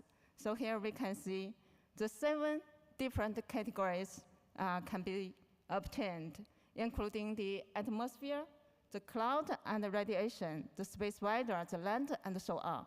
So all the products carrying the 5 spheres of the Earth system. So here we can see the atmosphere, the hydrosphere, and so on, and even to the space. Okay, by the way, I will mention some of our satellite data policy. So the international users can have access to our basic observation and some quantitative products. Here is a list of our shared products, including 3 series, FY2, 3, and 4, 16 instruments, such as the Agri, the Lightning Imager, the GIRS from 4 series, and different levels of products, level 1, 2, and 3, and so on. Okay, next, let's focus on the application in different fields. So first of all, the weather, as we know, is the most important application field in our satellite applied fields. So here, I would like to give you one example. This is the super typhoon Yagi. So we just experienced it. So this is a track of the super typhoon Yagi. It formed in the beginning of this September and formed in the northwestern Pacific, moved northwesterly, and with the intensity of super typhoon lasting for 64 hours. So it has become the strongest typhoon to land in China in autumn since 1949. And during the appearance, it landed 4 times in Philippines, in Hainan province and Guangdong province in China, and in Vietnam. So here, let's see what we did during this super typhoon Yagi. We carried out the targeted observation by using the Fengyun satellites. On the one hand, we adjusted FY4B GHI to focus on the typhoon areas and its surrounding areas. So from these 2 animations, we can see this is for the landing in Hainan province in China, and this is for landing in the northern part of Vietnam. So with very high resolution, with 1 minute, 250 meters. So the forecasters can get the more useful information to analyze the location, the strength, and the precipitation from these animations. At the same time, 3G conducted the maneuvering observation. So why did we do this? So from this figure, we can see that at this moment, the typhoon was approaching in Hainan province, but unfortunately, it was just out of the coverage of the precipitation radar. So how to capture it? So we're doing this. By doing this, the coverage can be expanded from these areas to here. So successfully, the typhoon was captured. So by doing this, the forecasters can get the 3-dimensional of the precipitation of typhoon. So here we can see this is a 3-dimensional structure just crossing the typhoon eye. And this lane 2 and lane 3 just in the northwestern part and the northeastern part of the typhoon. So it's very, very important for the forecasters to analyze the possible disaster, the possible precipitation. So it's very useful. Okay, next let's look at some application in the climate monitoring. So this year, we developed some new data products. Here is the Antarctic and Arctic CS dataset from Fengyun 3 series from 2011 to 2023. So from this figure, we can see the monthly variation of the CS extent. So we should notice this line, the light orange, represents the CS extent of 2023. But we should notice that this has reached the lowest point for these years. So we should pay more attention to this phenomenon. Next is the sea surface temperature. So as we know, SST is very important for the monitoring of the climate status. So we developed the monthly SST, the NINO 3.4 index. So all these products can give us the significant information to judge the climate state, the El Nino, the La Nina state. Okay, to use all this data and the products better, we developed the application platform named Fengyun Earth. So here we can see it has many features. It's almost the real time. That means that the users can get all the satellite data as soon as it can. And it's very smart and refined and customizable. So it's very convenient so the forecasters to display and to analyze all the different sources of data. That means not only the satellite data, but also the numerical weather prediction, the radar, and the observation data. So it's very convenient to the user. Next, we also attach more importance to the global cooperation. So here we can see this is a CMA EUMETSAT bilateral meeting held in this May. So it's very good. And almost at the same time, WMO Secretary General visited CMA in May. So at the same time, we also do many other activities to display and to the users to show our Fengyun satellites. Here is the China Arab Expo. So our colleagues to explain some satellites products to our users. And this is the Fengyun User Conference held last year. And the next, we provided the Fengyun Earth platform to support the Pacific Games. Okay, next let's look at our future plan. Next year, 2 Fengyun satellites will be launched. The Fengyun 4C, which will inherit and improve the performance based on FI4B, and 3H, the afternoon orbit satellite, which will be the last one for the second generation of polar satellites. In the future, more Fengyun satellites will be developed, and we will provide the continuous and high-quality products to our users. I think it will be very helpful for our users to do some research work, to do their operational work, and give us some feedback. We look forward to bring our efforts together to attain the goals of early warning and sustainable development. So that's all. Thank you very much.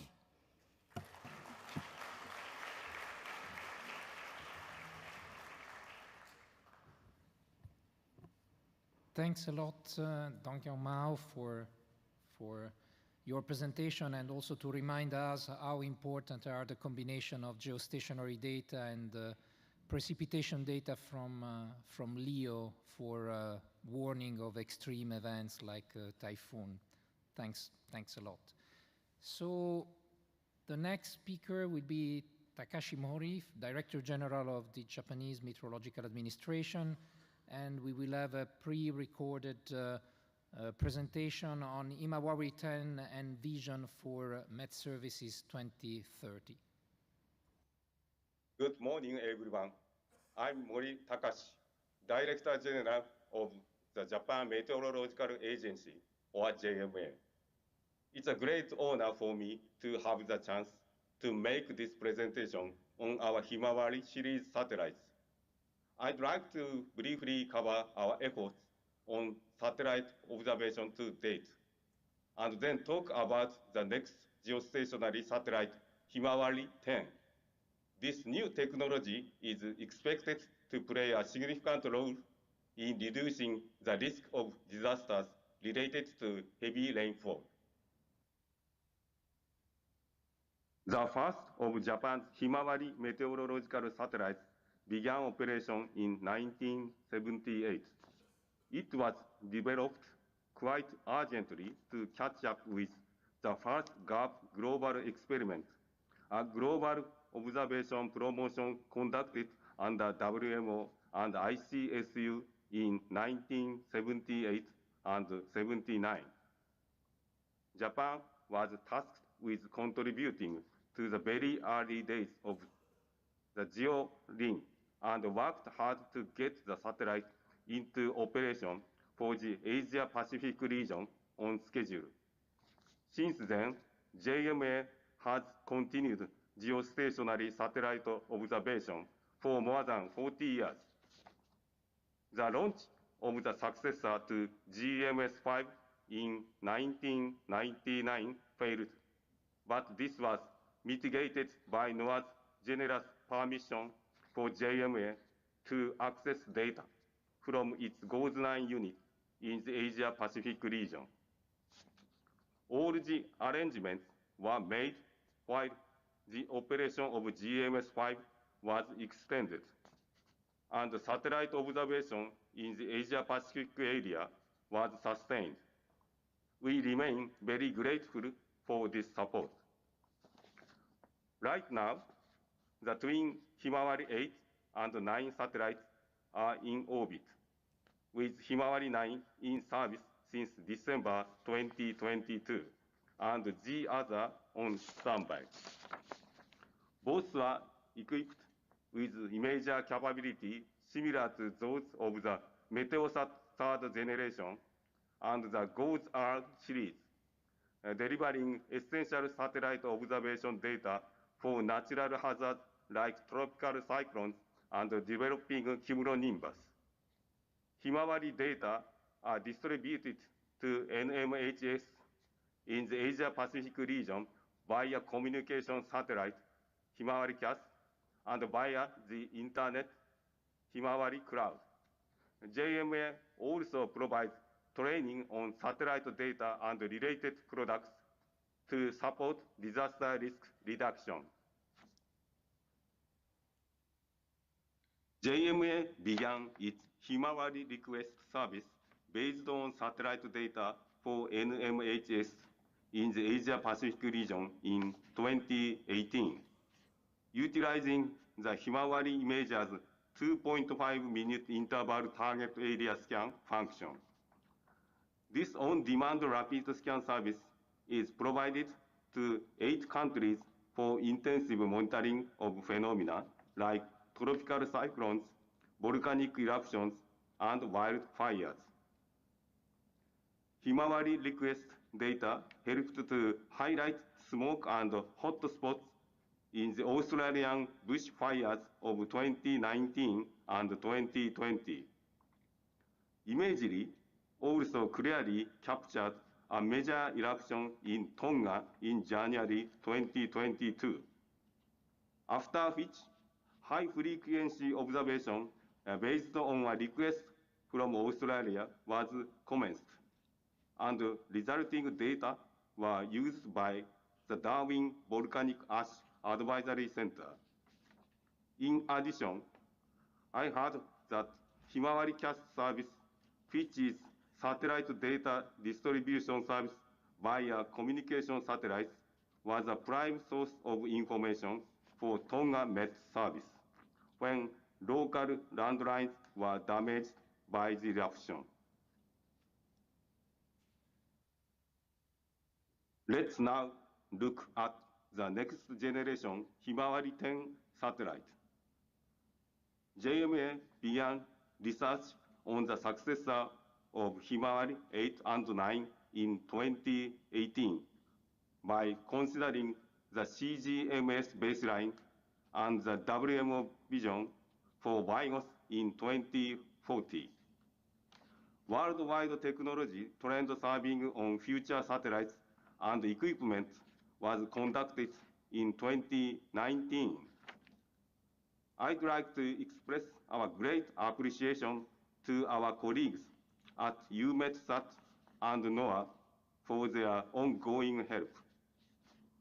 An observation system simulation experiment with simulated observations from the geostationary infrared sounder IRS installed in MTZ was also conducted, showing significant improvement of prediction for typhoon tracks and mesoscale torrential rainfall events. In March 2023, JMA contracted the manufacture of the Himawari 10 satellite for operation in Japanese fiscal year 2029.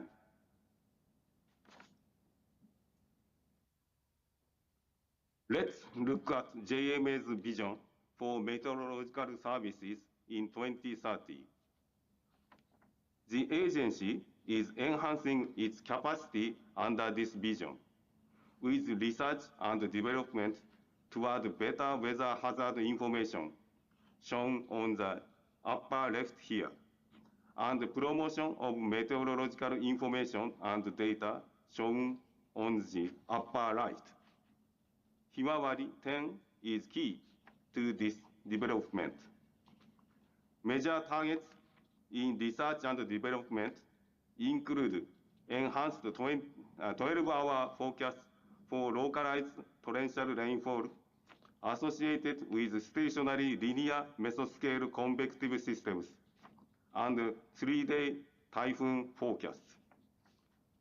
Three-dimensional humidity observation around Japan is critical in numerical prediction, and Himawari 10 hyperspectral infrared sounder data from geostationary orbit are expected to play an important role, as detailed in the slides here. Let's look at JMA's efforts to enhance prediction of stationary linear mesoscale convective systems. In recent decades, extreme high impact weather events have hit Japan almost every year. The case of stationary linear mesoscale convective systems that I mentioned in the previous slide is an example of these. The left panel here is Himawari imaging, showing cumulonimbus repeatedly generated almost in the same location. This phenomenon caused more than 400 millimeters of rainfall in 12 hours. The photo on the right shows resultant damage, including a breached levee. More than 60 lives were lost due to this heavy rainfall event. Prediction of such mesoscale systems is very difficult. However, recent research has shown that water vapor flow is critical in their formation. JMA is working hard on three-dimensional humidity determination for numerical weather prediction. Various systems, including surface in-situ observation with hygrometers, microwave radiometers, and marine GNSS receivers to indicate total precipitable water estimation are used to determine atmospheric humidity. Himawari 10, with its hyperspectral infrared sounder, is also expected to play a significant role in enhancing prediction as a key technological factor. Based on these improvements in observation and numerical prediction development, JMA plans to work on a program of gradually issuing even better information. Let's quickly look at the specifications of Himawari 10 toward JMA's 2030 vision. The unit will carry the geostationary Himawari imager, or GHMI, and the geostationary Himawari sounder, or GHMS.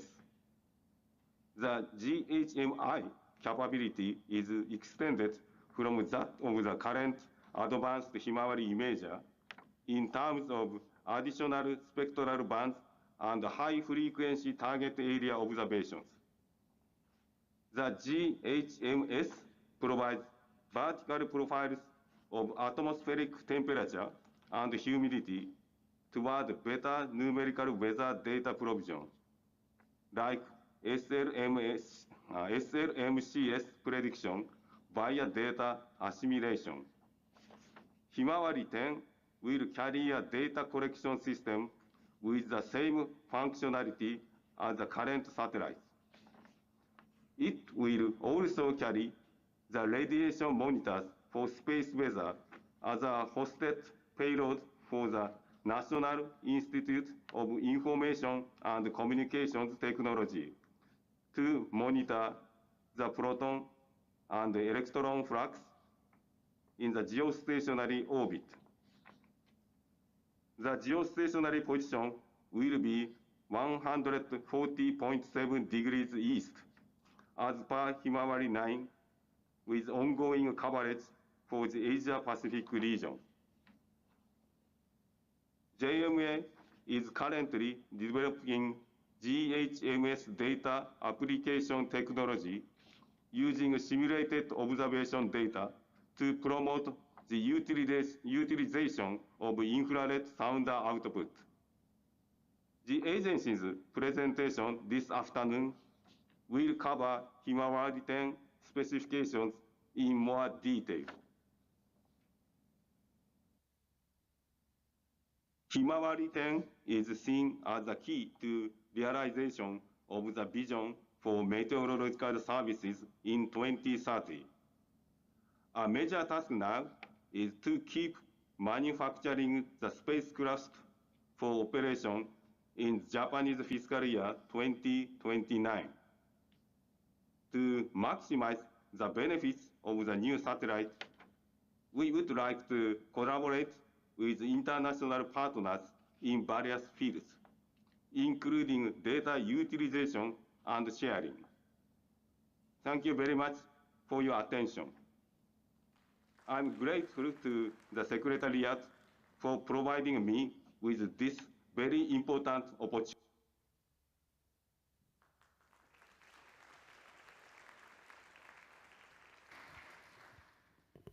Yep, thanks to Takashi Mori for this recorded message, and I think the accent on the three-dimensional humidity information and trying to get in closer to the boundary layer is one of the key messages here that I think and a big challenge for the community in the following year.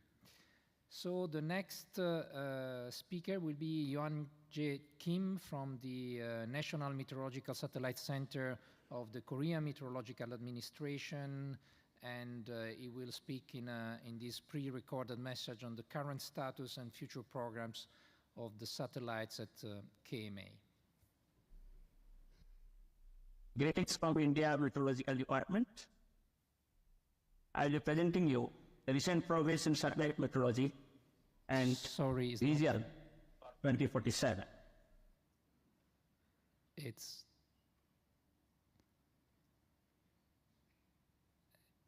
That's the next one. Apologies, but okay, we can. As it is okay. Hello, I'm Yoon Jae Kim on National Meteorological Satellite Center of KMA.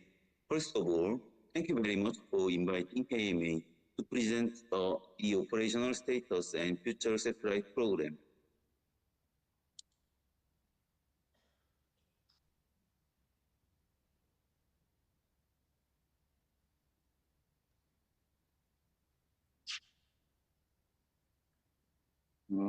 This is an overview of my talk. I will talk about current status of EUMETSAT satellite in Korea and GK2A data service and product.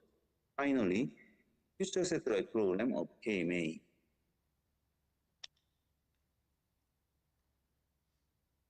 For the Korean EUMETSAT satellite, currently the first GK satellite has completed the meteorological and oceanic mission 2020 and 2021 respectively. KMA has been operating the GK2A, which has two payloads, AMI and KSAM, since July 2019.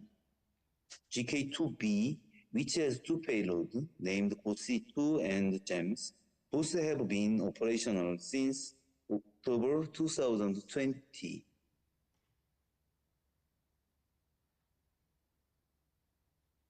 GK2A observation has one full disk and 5 extended local area and 5 local area within 10-minute interval like this. In particular, local area mode observed 1000 by 1000 kilometer area. It can be used when it is expected hazardous weather such as typhoon. So, if the National Meteorological and Hydrological Service in Asia Pacific country might request this mode for specific area to KMA and MSC if they need to monitor and severe weather event. And you can access the GK2A data through KMA Open API system like this. GK2A observation data are also distributed via broadcast using GK2A satellite with the appropriate receiving system, such as large, medium, small scale data utilization station. It is possible to receive data from distance with varying capacity and types.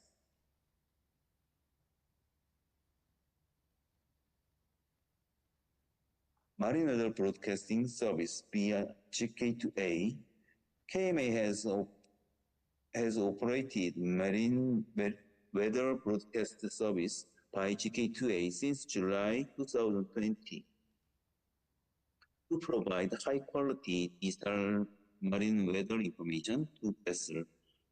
Marine weather broadcast service uses the GK2A's LRIT to provide marine weather information, including 15 type products such as weather chart, marine forecast. Also, emergency message service such as severe weather and disaster information message could be carried out through GK2A marine weather broadcasting service.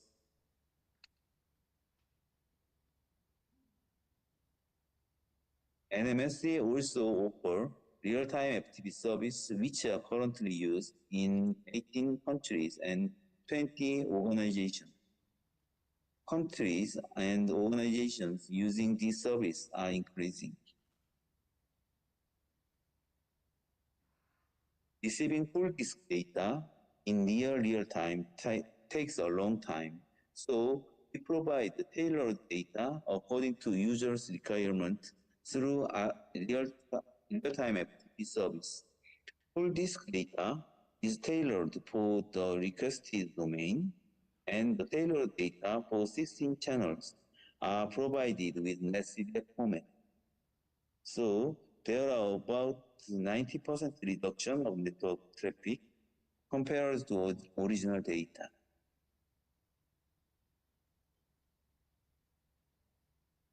Here is an example for PG region.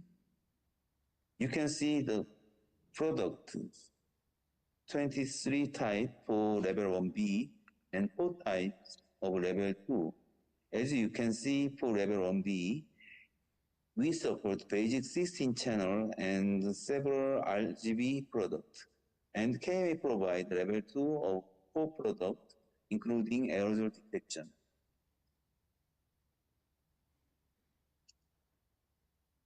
KMA uses AI techniques to fill the gap and or replace conventional observation network around the Korean Peninsula. Representative examples include the proxy radar and ultraviolet index.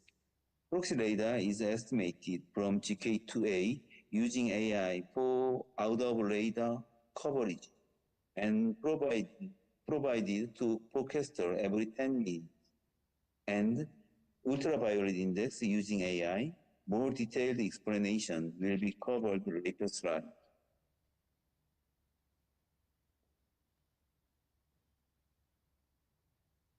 This slide shows improving GK2A ultraviolet using AI method. Prolonged exposure to UV ray can cause disease such as skin cancer and cataract. To complement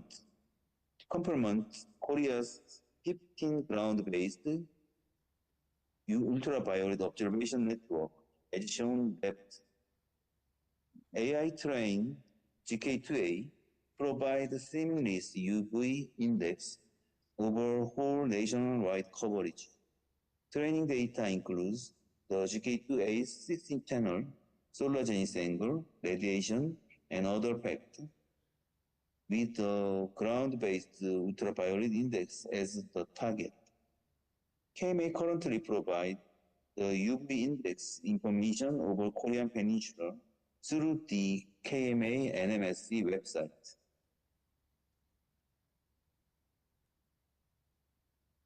Slide shows GK2A convective initiation product using AI. This slide shows the result of early convection detection using artificial intelligence deep learning. Upper left panel shows the convective initiation result using AI.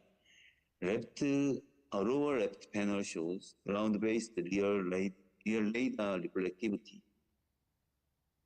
Right panels are time series of early detection probability in black line and radar reflectivity in red line at two different sites, Danyang and Cheongsong.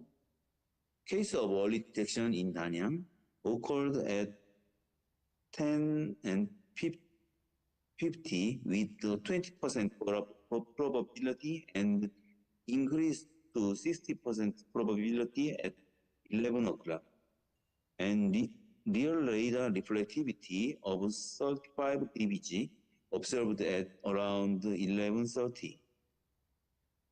In the case of Cheongsong, early detection occurred at 11:30 with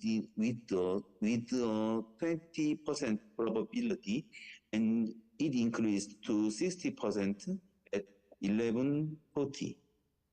And radar reflectivity of 35 dBg observed at around 11:50. Finally, the satellite center is in the early stage of developing an artificial intelligence model and expects to achieve stable early detection and forecast have more lead time on severe weather conditions. Through an extended training data period and application of various artificial intelligence models.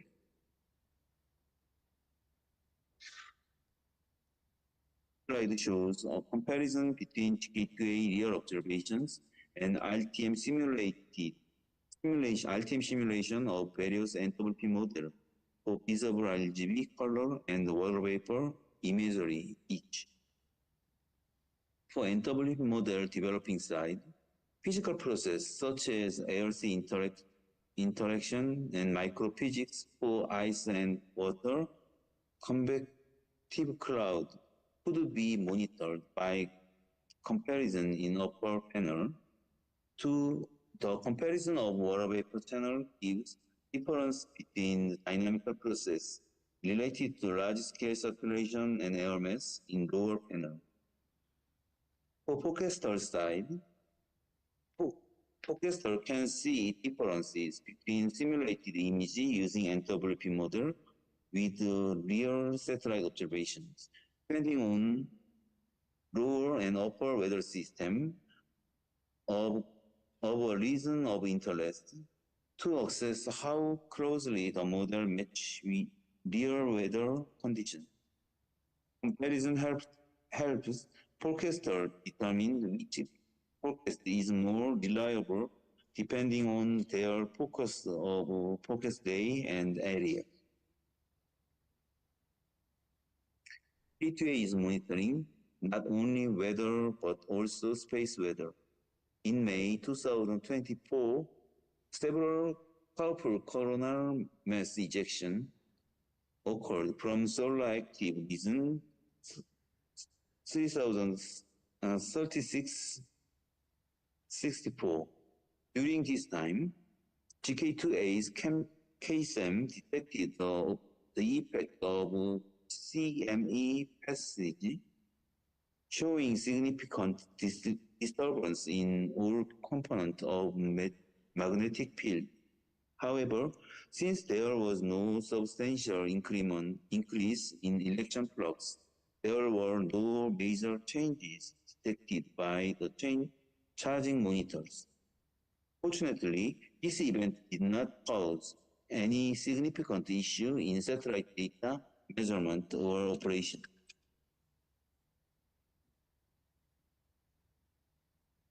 AMA GEO satellite program will continue based on CGMS baseline and WIGOS Vision 2040.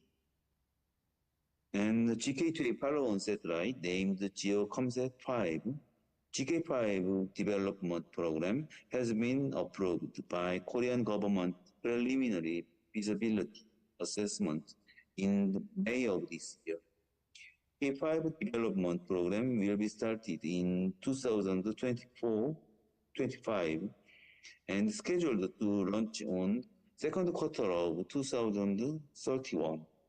According to this schedule, GK2A will continue to provide observational data until end of 2031. Here is an overview of GK5 program. As you can see, GK5 will have meteorological and space weather payload. The meteorological payload will show an increase in channels and improvement in spatial resolution. Space weather payload is expected to consist of host sensors. This slide shows channel configuration for meteorological imager of GK5. Meteorological imager will have 18 channels. Compared to GK2A, the GK5 has 3 new channels among 0.91, 2.25, 5.1 micron, and remove 0.51 micron named green channel. Regarding to the spatial resolutions, 4 times higher resolution for several channels, such as like this. From the climate change, rain rate is becoming more severe. KMA needs to focus at the monitoring lower level moisture. We tested 0.51 channel could be generated by AI technique and red, blue channel and vegetation channel. And the accuracy of AI generated 0.5 micron channel would be enough comparing requirement of manufacturing sensor.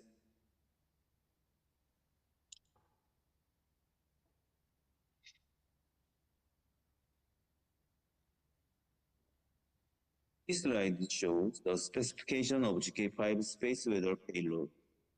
Space weather payload consists of proton detector, electron detector, and satellite charging monitor, and magnetometer.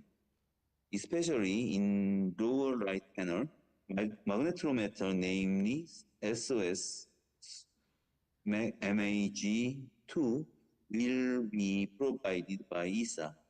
You can see the dynamic range of each sensor and other main specifications.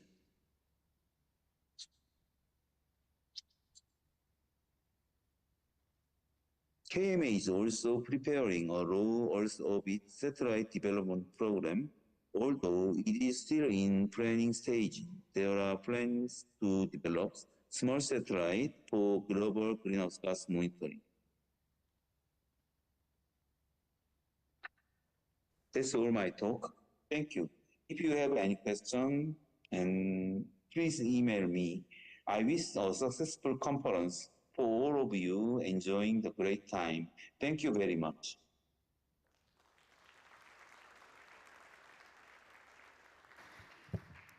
Thanks to KMA. Let me just highlight the 2 aspects that I think will be discussed further in this, during this week. The convection initiation, the use of AI into the nowcasting area, that I think is one element that will be further discussed, and also the space weather as an element of measurement of space weather that are, of course, extremely important for many applications. So the final talk for this session is from Mrutyunjay Mohapatra, Director General of the India Meteorological Department, and in his pre-recorded message he will speak about recent progress in satellite meteorology and Vision 2047. Vision 2047, as India will complete 100 years of its independence in 2047.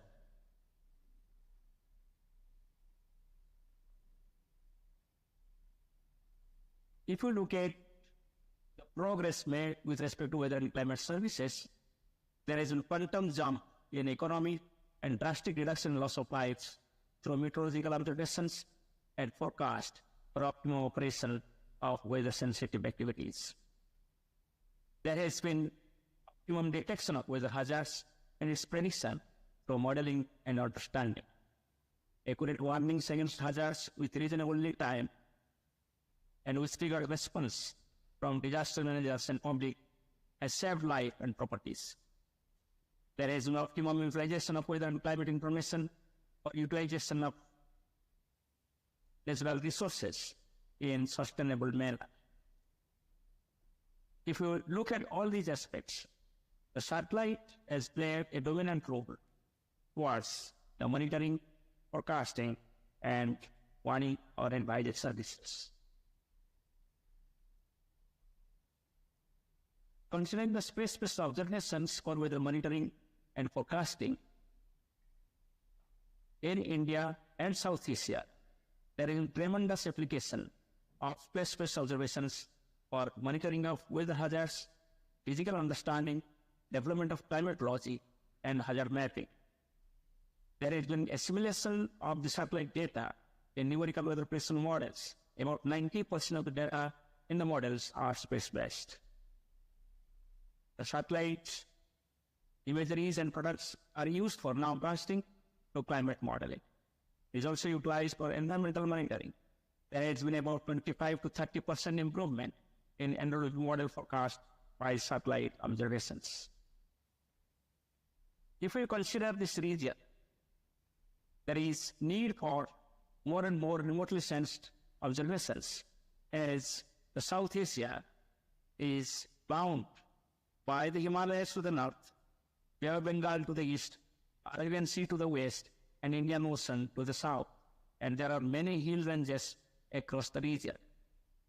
So therefore, the observations, taken with the help of the satellites and radar, help in continuous monitoring and forecasting of all types of weather events.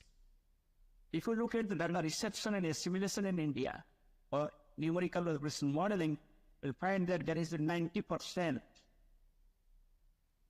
data from the satellites and remote sensing observations assimilated in numerical weather prediction models. The conventional observations contribute about 10%. I must acknowledge the support from EUMETSAT. Through EUMETCAST, we get various satellite observations throughout the world. In addition to our own satellite, that is Indian National Satellite, INSAT, and OceanSat, see data from Indian Space Research Organizations and allied organizations. In addition to that, we also have the various observations and 39 weather radars in the country to provide the support for weather monitoring and forecasting.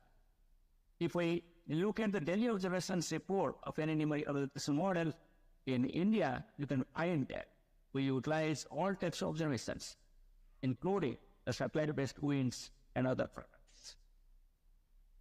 The impact of observations on the global numerical weather prediction models we continuously evaluate. It shows that satellite data plays a dominant role in predicting the various types of weather systems. In this slide, I have presented performance of models. These are the various types of data utilized in the models with respect to the monsoon season. You can find that satellite data is contributing significantly towards the weather forecasting. If we consider the remotely sensed observations from the spectrometers, there is also improved significantly in the recent time with the OceanSat 3 products and its installation in various regional and global models, we have been able to improve the forecast accuracy. In addition to that, the spectrometer data helps in detecting the sea surface disturbances, including the cyclones, depressions, and the low pressure systems. We have currently the OceanSat 3 and Meta series to provide the sea surface winds and other observations. If you look at the other applications, mainly it has got very advantage by utilizing the satellite data in the field of hydrology and also in the field of agrometeorology. There has been a very good collaboration between Indian Space Research Organizations and India the department to develop various algorithms and rapid tool for utilization of the satellite-based observations and products in a geospatial platform. Similarly, there has been the development of the various types of products utilizing the long-term data sets derived from the satellites to have the climatology of sea surface temperature, outgoing longer radiations, and many other products.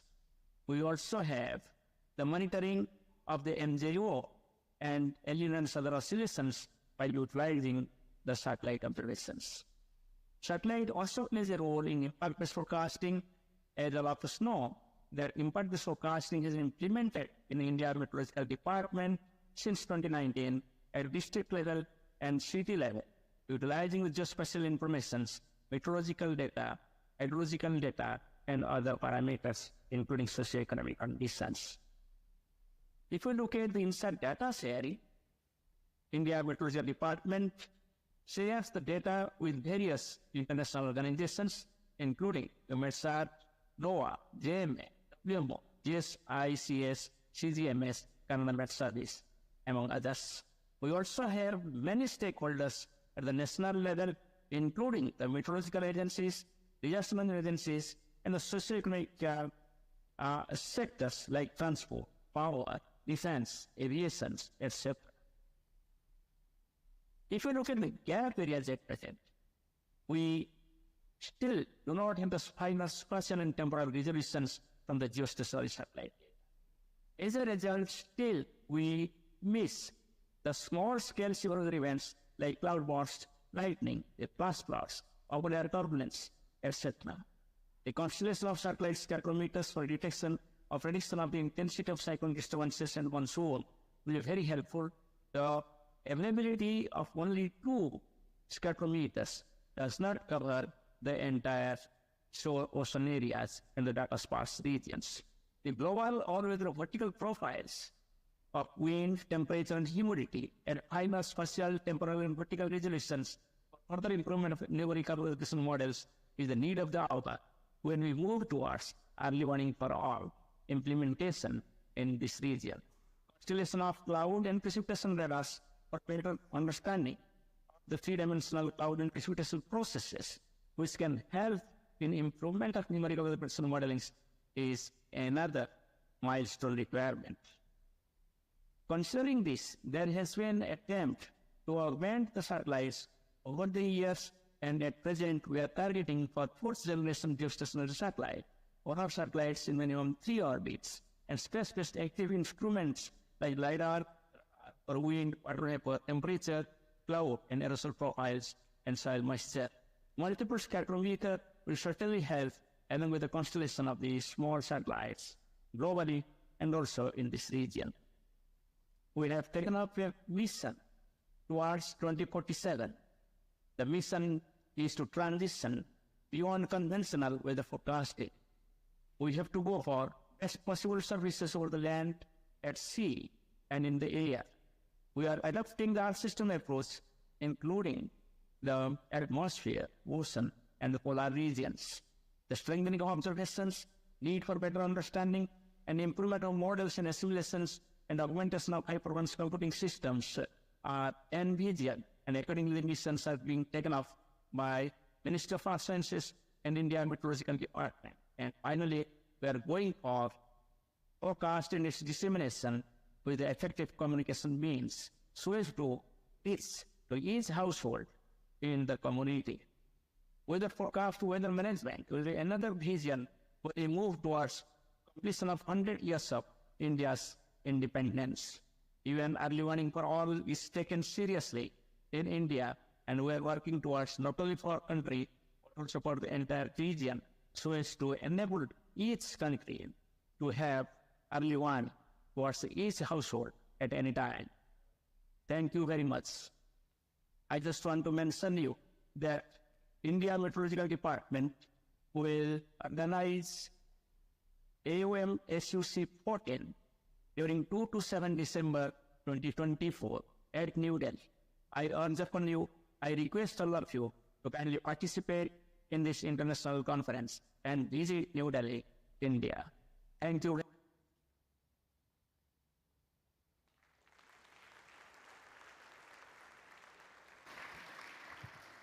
Thanks to IMD, I think the increasing value of satellite data in numerical weather prediction is, of course, a key element we recognize in the last at least 10 years. And the mention to wind in different type of observations he highlighted, I think, is another key topic will be discussed across this conference. So let me close this session. Thanks again all speakers today we had this morning, and also all the welcomes, and thanks again DWD for the support and our sponsors. Thanks again for this.